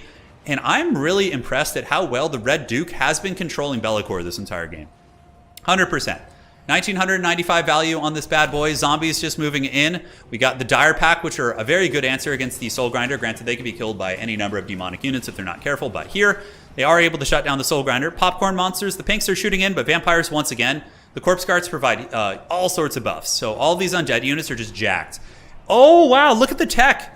This is some tech right here. We have the Balefire Corpse Cart, which actually I believe imbues fire damage, right? Doesn't it? Let me just go and check this. Yeah, because you see these Skeleton Spearmen are doing fire damage, and they're getting it from the Balefire. So the demons do have some healing, right? They have some Nurgle units that can get healing, so there's a little bit of an interesting tech from Kark there. Now, another duel on the other side. It's the Red Duke versus Be'lakor, but Be'lakor, guys, does have the Shadow Shroud active, which is going to make him a pretty scary duelist, and the Red Duke does start to lose the fight. Obviously not going to have a good time here. Fellbats against Screamers. Again, I talked about that earlier. A very, very good answer, because Screamers do very poorly against infantry-sized units. And the Red Duke is going to be getting an Invocation, but Rot, Glorious Rot going down, the Nurgle army ability. Hitting all these vampires, but not doing as much damage as you would think. Now Be'lakor's on the run. Elsif is active. The Vampiric Healing, turning the tide healing. I don't know, my brain's all over the place. Be'lakor's on the run. He's at 3,900 HP. The Duke getting another huge hit, doing about 600 damage to him right there. And the Dire Pack coming in to help out as well. Dire Pack will just chew through Screamers of Tzeentch so quickly, and Be'lakor is going to be forced to run, while on the other side we do see the Fleshhounds of Khorne intercepting the zombies and kind of nibbling through them, and they have 199 kills, certainly not bad. Be'lakor, though, is going to be forced to retreat, and I believe the Undead will be able to hold on to that objective. Meanwhile here, it looks like it's a complete control by the Undead. We have the White Kings holding it down, we have the zombies, we have the Skeleton Spears, they're all chilling out, and I do not see the Pinks being able to do much here. White Kings will be able to get them. Nurglings will not trade super well against Graveguard type units and Cryptors, so they are going to be paying the troll toll, and we do have the White Kings there doing its thing. Yeah, fire and magic damage. Yeah, pretty cool. And fire resist. Demons actually do a lot of fire damage with the pinks. So that's another tech. The Corpse Cart providing the fires, having the fire kind of mitigation will help out against some of the demonic shooting. So GG, well played. With that, Kark is going to be advancing on to the grand finals. The Lord of the Night is here. He's a Vampire Count main, and he certainly knows how to play them. So really good micro here with the Red Duke. And Be'lakor tried his best. It was a cool build. I really like the experimentation here by Sandwich, but ultimately I think the Exalted Flamer of Tzeentch was a huge bust, and it maybe even cost him a couple engagements there. So GG, well played. So Kark will be advancing on to the grand finals. Let me go see who has won the other one here. All right. And that's cool. Kark has definitely thought out this matchup, says Dog Person. He has 100% plan for Be'lakor, and Kark is very good at Vampire Counts. Yeah, they're talking in chat. It's a Dog Person says, if we make sure he's not void loss, that's really funny. Yeah, that's really good. All right. Hey, glad to hear you had fun. We have some new players playing today. Shout out to you, House of Quark. I love the Deep Space Nine you got there. Glad you had fun. Hope to see you new players returning and coming to challenge us old boomers who are hanging around, which is going to be fun. Hey, Platypus is bringing back the beginner tournaments as well. That's very exciting. So if you go to Total Tavern here, let me show you guys real quick. Looks like the other game is still going. You go to the front page and you see a couple tournaments coming up. This is the late night single faction tournament. Human Boys hosting a land battle tournament. If you want to go follow that, you can go to that link. It's hosted on Challenge. And the New Year newbie tournament was just posted just now, which is going to be taking place, pretty soon actually. So that's going to be, wait, did that happen? Did he put the date? Oh, it's on the 14th. Okay, I thought it said 4. Yeah, okay. So it's on the 14th. So it's like 10 days from now. So beginner tournament, which is just for beginners and intermediate players, basically. So yeah, you'll be quite good there. Okay, so let's set this up, iron this out, and where are we? Where are we? Good. So let's check it out here. See who has won. Jay Phoenix waking up, I would imagine. So we will see when the other players finish. I believe we're still waiting on those guys. And life is good. Yeah, life is good. So Vampire Counts versus either Ogres or versus the Demons of Chaos. Again, so Kark might have to run the Demons of Chaos gauntlet and take 2 of them down, which would not be easy, especially since, Houseplan is the Dark Lord of scheming builds and a very, very good, strong, consistent player. How do you decide who joins these tournaments? It's open to anyone. The beginner tournament is basically done by that's kind of like more of an honor system there. Like if the admin of the beginner tournament sees that there's like high level tournament players joining, he's gonna not let them play. He'll remove them. Hey, Deeds, thanks for becoming a member. Greatly appreciate it. Welcome to the Dukes of Haggard, my friend. Wasn't going to drink tonight, but plans have changed. Thanks, chat, says Shark. Did they buff Greasus or did someone discover forbidden ogre jujitsu? Oh, I love it. Dude, I can't believe Greasus has been such a terror. I can't believe it. I'm interested to see how I play from someone else's perspective. Yeah, well, you can submit the replays in the Discord, and sometimes people will take a look. Depends on someone's schedule and whatnot. But yeah, still waiting on these guys. Here we go. And yes, the crew is assembling. Sandwich as well. I tried. Hey, no stress, man. No stress. They are very scary. They are scary. Until they run into the dwarves, and then the dwarves will typically do pretty well against the Vampire Counts. Yeah. But I would like to see Ogres versus Vampire Counts, because that's a matchup I haven't seen. Granted, I think Demons, seeing how Houseplant would try and tackle that problem would be very interesting. We just saw a very strong player fall to that, so I'd be very curious to see how that goes. Deeds, thank you. Thank you for the 20. It's very generous of you. Hope you're doing well. When's the best time to message me? When you're up super late or at night playing UO? Melonhead, I'm sorry, I've been busy and just all over the place with IRL stuff too. I will get back to you very soon, I promise. Make sure you save your replays, especially your first games, to see how. Yeah, no, for sure. Save the replays. You can review what was going wrong. Ladder is an okay place to train. Tim the Wilder is currently working on a league, basically. So we're going to have a bot which is run out of Discord, but we're going to try and integrate it to the website. So it will be embedded on the website as well. And it's going to be like a ladder system where you can queue using tavern maps.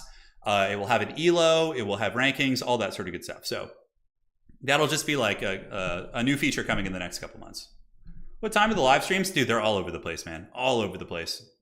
I'm really, really unorganized.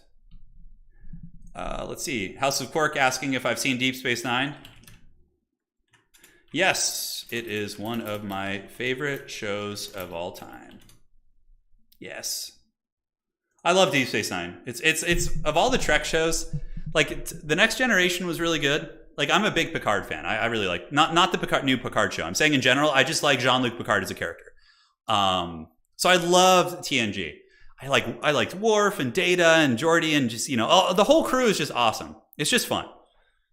But Deep Space Nine, I don't know what it was about that show, but it just something about it being a more, I kind of liked the structure of it, how it kind of flowed from, like the story was like more of narrative driven rather than like episodic. I mean, I like the episodic thing, but I just, the characters are great. Like the only thing I didn't like about Deep Space Nine was the ending got a little bit weird. Like the ending got a little bit weird, but like the characters and were so great. Quark is just such a gem. Such a gem. Reading this, typing out loud, marked it off the bingo card. Excellent taste. Oh, 100%. 100%, man. Yeah, Deep Space Nine is really good Star Trek, though. It's amazing. The ending the ending I felt like it was a little bit rushed. It was like cool, like the big war that they had against the I forget, it's the Dominion. Yeah, that was really cool. But then like the weird then you guys know what I'm talking about. I don't want to spoil it. O'Brien was great. Yeah, O'Brien actually got a nice role, unlike in TNG, he was kind of like a really small character, but Sisko is really badass. Yeah, Captain Sisko is awesome. And even following Nog and it was so fun. It was so fun. Any love for Enterprise and Voyager? Melonhead, thanks for becoming a member. Greatly appreciate it. Thank you. Welcome to the Dukes. I actually enjoyed the Scott Bakula one. That was Enterprise. I enjoyed it. I know it was really haggard, but it was the first one I watched. So there's the Faith of Heart. You guys remember the intro song for the Enterprise? Holy shit. I enjoyed it. I know it wasn't great. They did your boy Trip really dirty. Trip was one of my favorite characters, and they did him so dirty at the ending. That actually, I was upset about that, but I still enjoyed it. Yeah. Yeah, TNG is really good. Yeah, Data's a great character. Yeah, he's great. And have you met? Yeah, Data's evil twin, Lore. Yeah, it's really fun. It's really, really fun. All right, so let's see who won. Aces, on my way.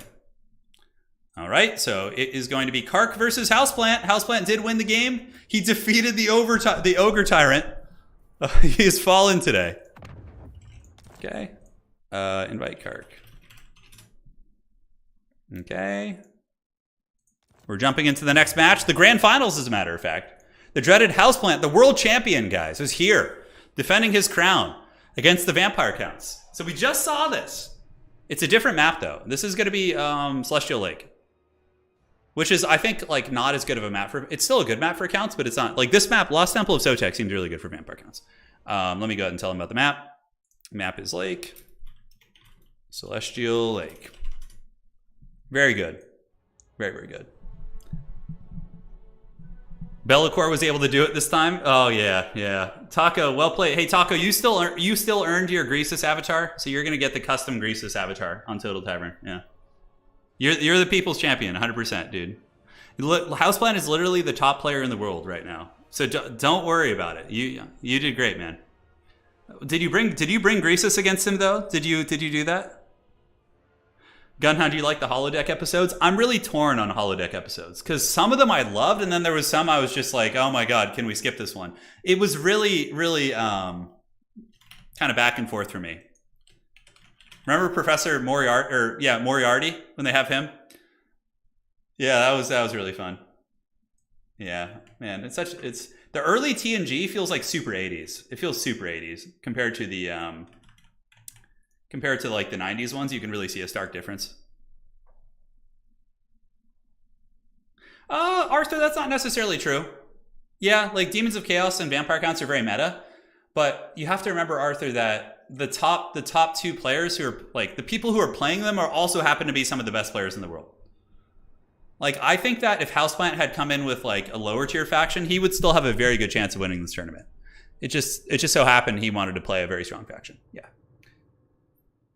Does Flying Taco have a channel? I think he has a Twitch channel where he streamed once upon a time. If he does, he can for sure link it in here, 100%. You feel the same about Q episodes? Yeah, Q episodes were hit and miss for sure, but the actor is pretty fun. Did he bring Greasus? I did not lie when I said it was a Greasus only run. Holy shit! Yeah, you did it. You did it. Yeah, the single factions we've had Empire win them before. We've had Dwarves win them before. But yeah, like you're certainly right though, Arthur. Like the more meta, stronger factions typically will win more often. But it's the same in a regular tournament as well. It's like normally you would see these top players playing meta factions in a tournament and they would win there. But yeah, the better players should have to play make them play Nurgle and Kislev only. Blood Penguin got pretty far with Kislev tonight. He went 3-1, only losing to the Ogre Tyrant at the very end. Deanna Troy's mom episodes? Oh my god, those were rough. Yeah. Those were rough. There you go. Look at that. Flying Taco not linking his own channel. Fueling us to take care of it.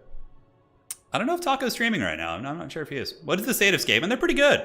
We had Dog Person, who's a very strong player, went 3-0 with Skaven. He had to skip the first round because he got home late. So he didn't get a chance to play in the first round, but he went almost undefeated with Skaven tonight. He was very close to actually, even with having to forfeit the first round, he was very close to almost qualifying. So yeah. Taka says, I haven't streamed in a while. Guess I'll have to do it. Yeah, absolutely. Yeah, I would imagine John Delancey is nice. The guy who plays Q seems like a very nice person. All right. Will Kark change the build is the question, though. I'm really curious. I'm actually going to go check because I'm curious what the build's going to be. Okay. A little different variants on both sides. Kark's build is pretty wild, and so is Houseplant. It's pretty fun. Oh, here we go. Oops, wrong button. Hopefully that didn't cause any problems. Houseplant's an honorable player. I don't think we have anything to worry about. What faction needs a DLC the most? Oh, Kislev 100%. Kislev really needs a DLC. They're very thirsty for it. Cathay is still a competitive faction. They're good. They can compete, but yeah, no, you definitely need that. We've had Cathay win single faction tournaments too, even when they weren't considered to be very good. Medley managed to win a single faction tournament with Cathay. I'm beating Vampire Counts, I think, in the grand finals. Yeah, Dog Person's a really strong player. Yeah, very, very strong student of the game as well. Constantly learning, absorbing, becoming stronger by the day. Shark says, by the way, thanks for the video on unit setups and formation. I learned some neat tricks and hotkeys with positioning. I'm glad those helped. Those videos are very outdated, but I'm glad to hear it helped you, brother. So Kark changes up the build against Houseplant. Maybe suspecting that Houseplant was like privy to his other style. So he goes with a Graveguard rush with a Necromancer, a bunch of skeletons and zombies. Just a tar pit build. This is just straight up a tar pit build. What is the best faction for new players? I always recommend Khorne. I think Khorne is very, very good for new players. Yeah, I think so. The only problem with Warhammer is I don't know how to advance my troops in formation. They always just blob up and run at people.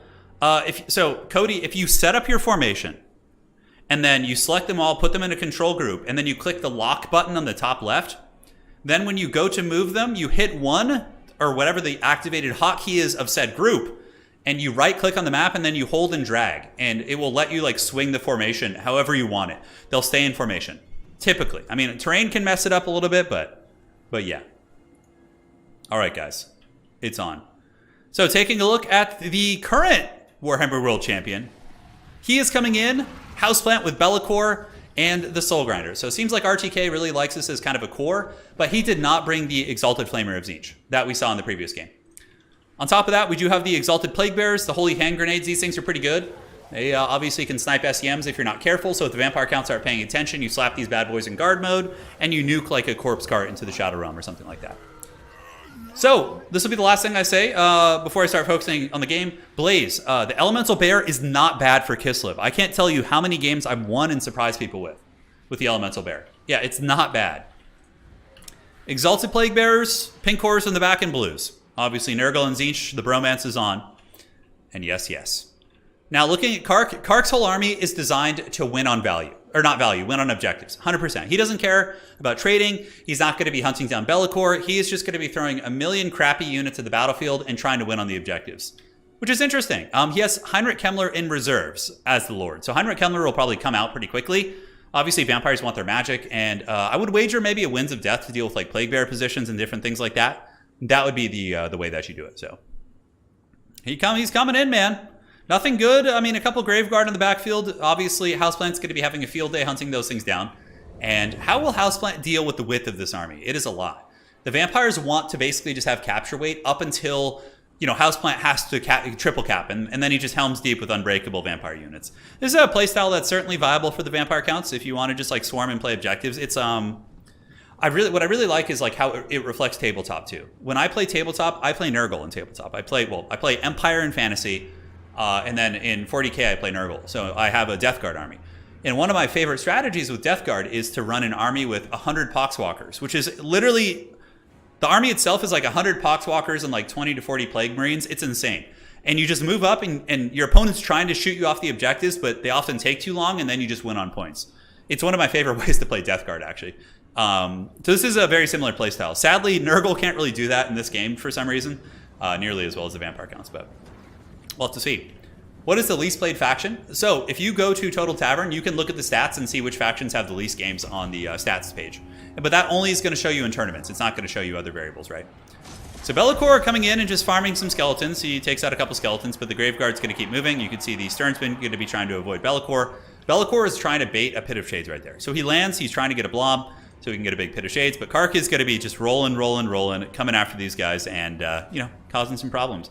That's because you bring Mortarion. I do like using Mortarion in tabletop, but I get really pissed off if I lose him turn 1 and just lose the game because of it. It's like the worst feeling ever. But yeah, generally, it is a fun way to play.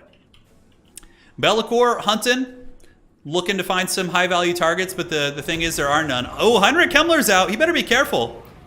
He's getting hit by the Tzeentch Grinder. He's going to be running, probably popping an Invo. This is actually not a bad play for Kark in a way, because if he can lure Be'lakor to the edge of the map, instead of having Be'lakor actually fighting, then the vampires just win, straight up. You probably are going to want to pop an Invo. Look at Kark with the MLG juking. I don't know why he hasn't cast an Invocation, and he gets caught. Ooh, losing Heinrich Kemmler could just straight up be a game-losing play. Like, yeah, you need to pop an Invo, and you need to run, homie. Like, run this way. Get away from that. Like, losing Heinrich here would just be awful. That would be really, really rough. So he summons Krell. Look, Krell is here. And Krell actually gets a little bit of damage on Be'lakor. Heinrich chasing him down. Chadrick. But yeah, you don't want to do this. If Kark loses Heinrich, that would be a pretty awful way to start the game for sure. So zombies and skeleton spears moving in. The exalted plague bearers stand at the ready. And we do see the pinks and blues shooting in, doing a little bit of DACA. And Heinrich Kemmler is really playing a super dangerous game. I have no idea why he's trying to fight Be'lakor. Be'lakor will spank him pretty hard.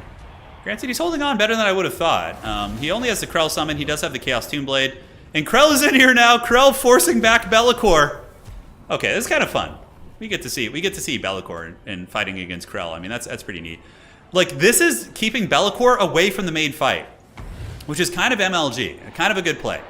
This objective is being held by the demons, but the undead are going to be trying their best to get a million capture weight on there and try and overwhelm this. We have Graveguard on the flanks and Cryptors coming in and more undead moving in from the side. So we see the skeletons as well as the zombies. Those guys are going to be moving over to the side. As Be'lakor is hunting down Heinrich Kemmler, guys.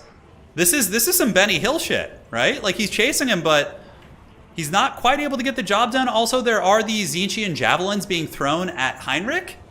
Like, there's a lot of the Demons of Chaos army here, which isn't really doing a whole lot other than beating up Heinrich. And if they don't kill him, then, that will be not for naught, but won't be super important. But Houseplant's holding on to the point, obviously maintaining a value lead, but his value lead in reality is actually the damage he's done against Heinrich. Really, really nice Pit of Shades going down to the Graveguard there. Graveguard normally trades super well into Plague Bearers. Exalted do beat Graveguard, but it's not like a cost-effective trade. Krell's going to be on his way up. And basically, Houseplant is going to have to push back the undead, and then he's going to have to slowly find his way to get another objective. It's going to be tricky. Winner of this gets the top spot on the Tavern side. Oh, that's interesting. So they're fighting for the #1 spot on the Total Tavern leaderboard right now, too, which is pretty cool. Both of them kind of playing some of their main factions, I would imagine. I actually don't know how this matchup typically goes. I don't know who's favored in it. It's not a matchup I've seen too much. So, aside from today, I've seen it a couple times today. So Pinks are back online, shooting in. The Exalted Plague Bear is bumping and grinding.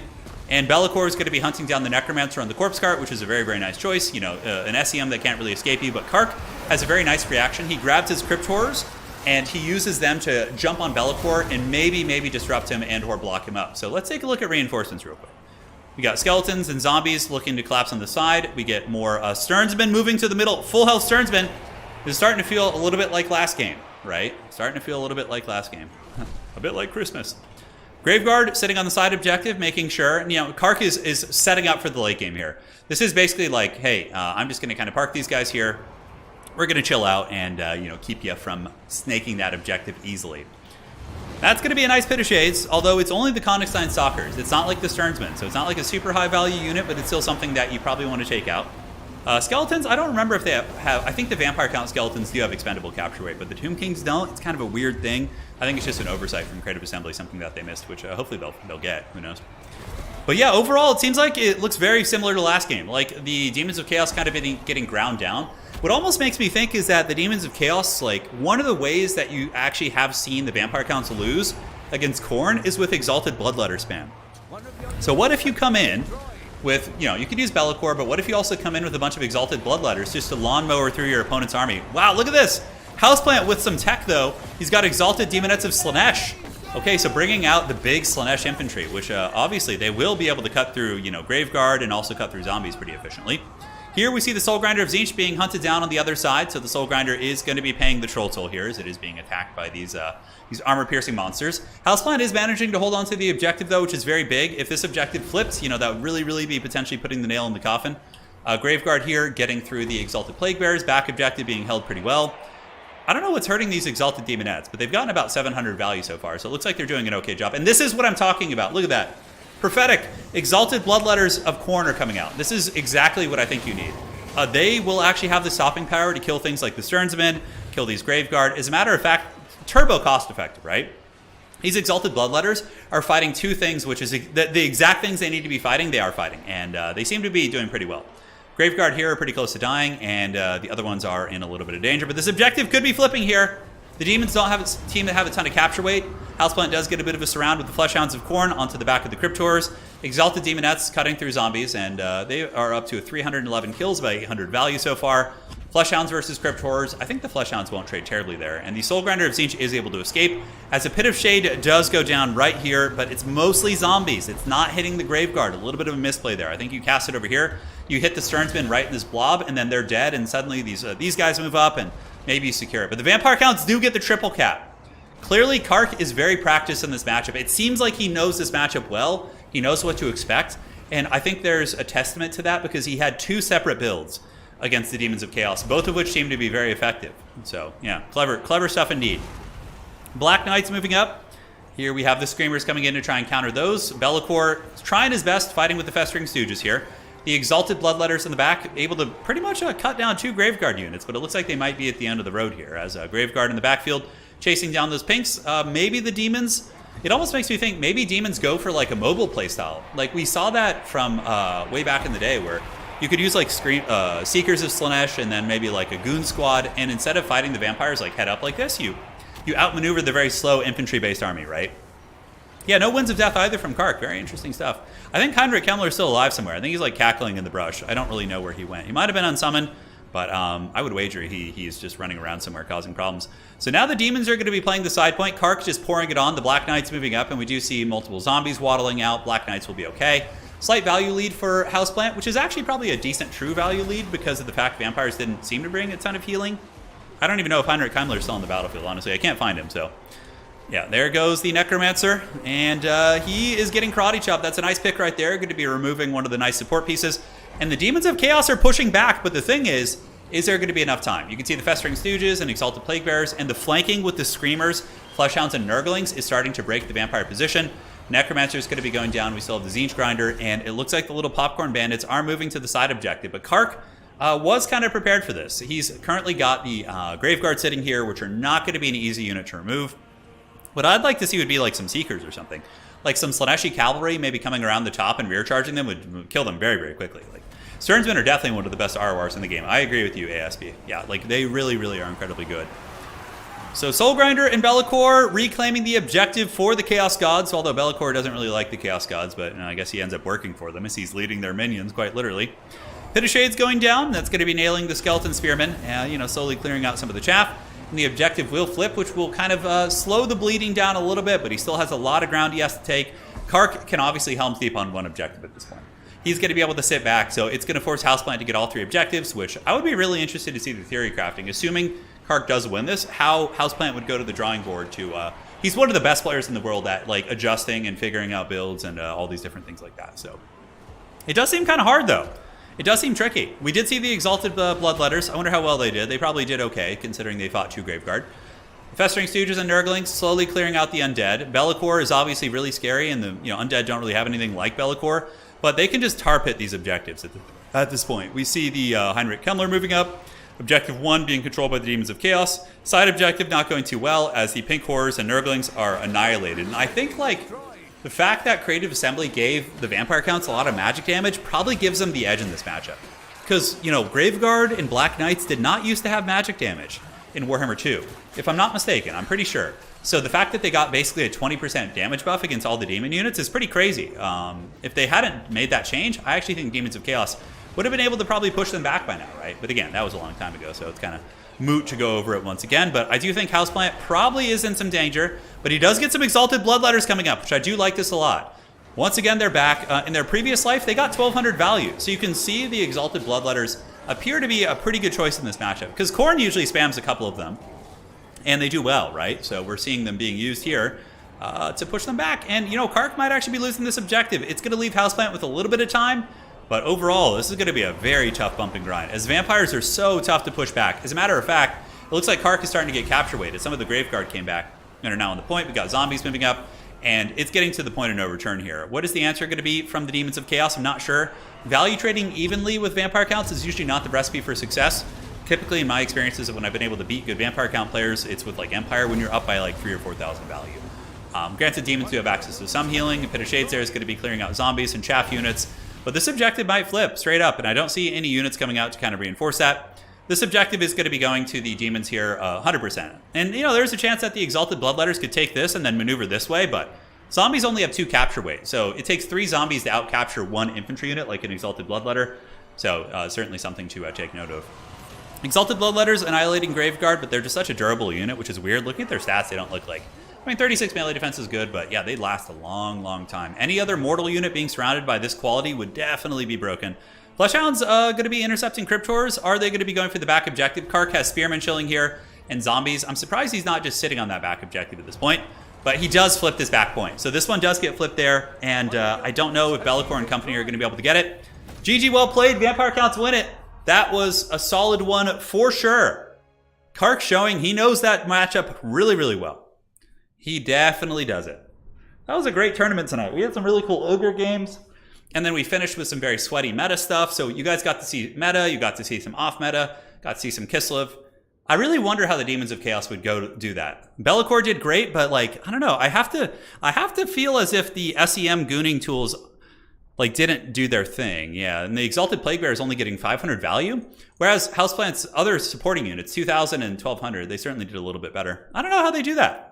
GG, well played. So Kark is going to be winning tonight's tournament. Congratulations to him. Clearly, he is the Lord of the Night. He is the Lord of the Vampires, bringing the Korean meta over here to the West.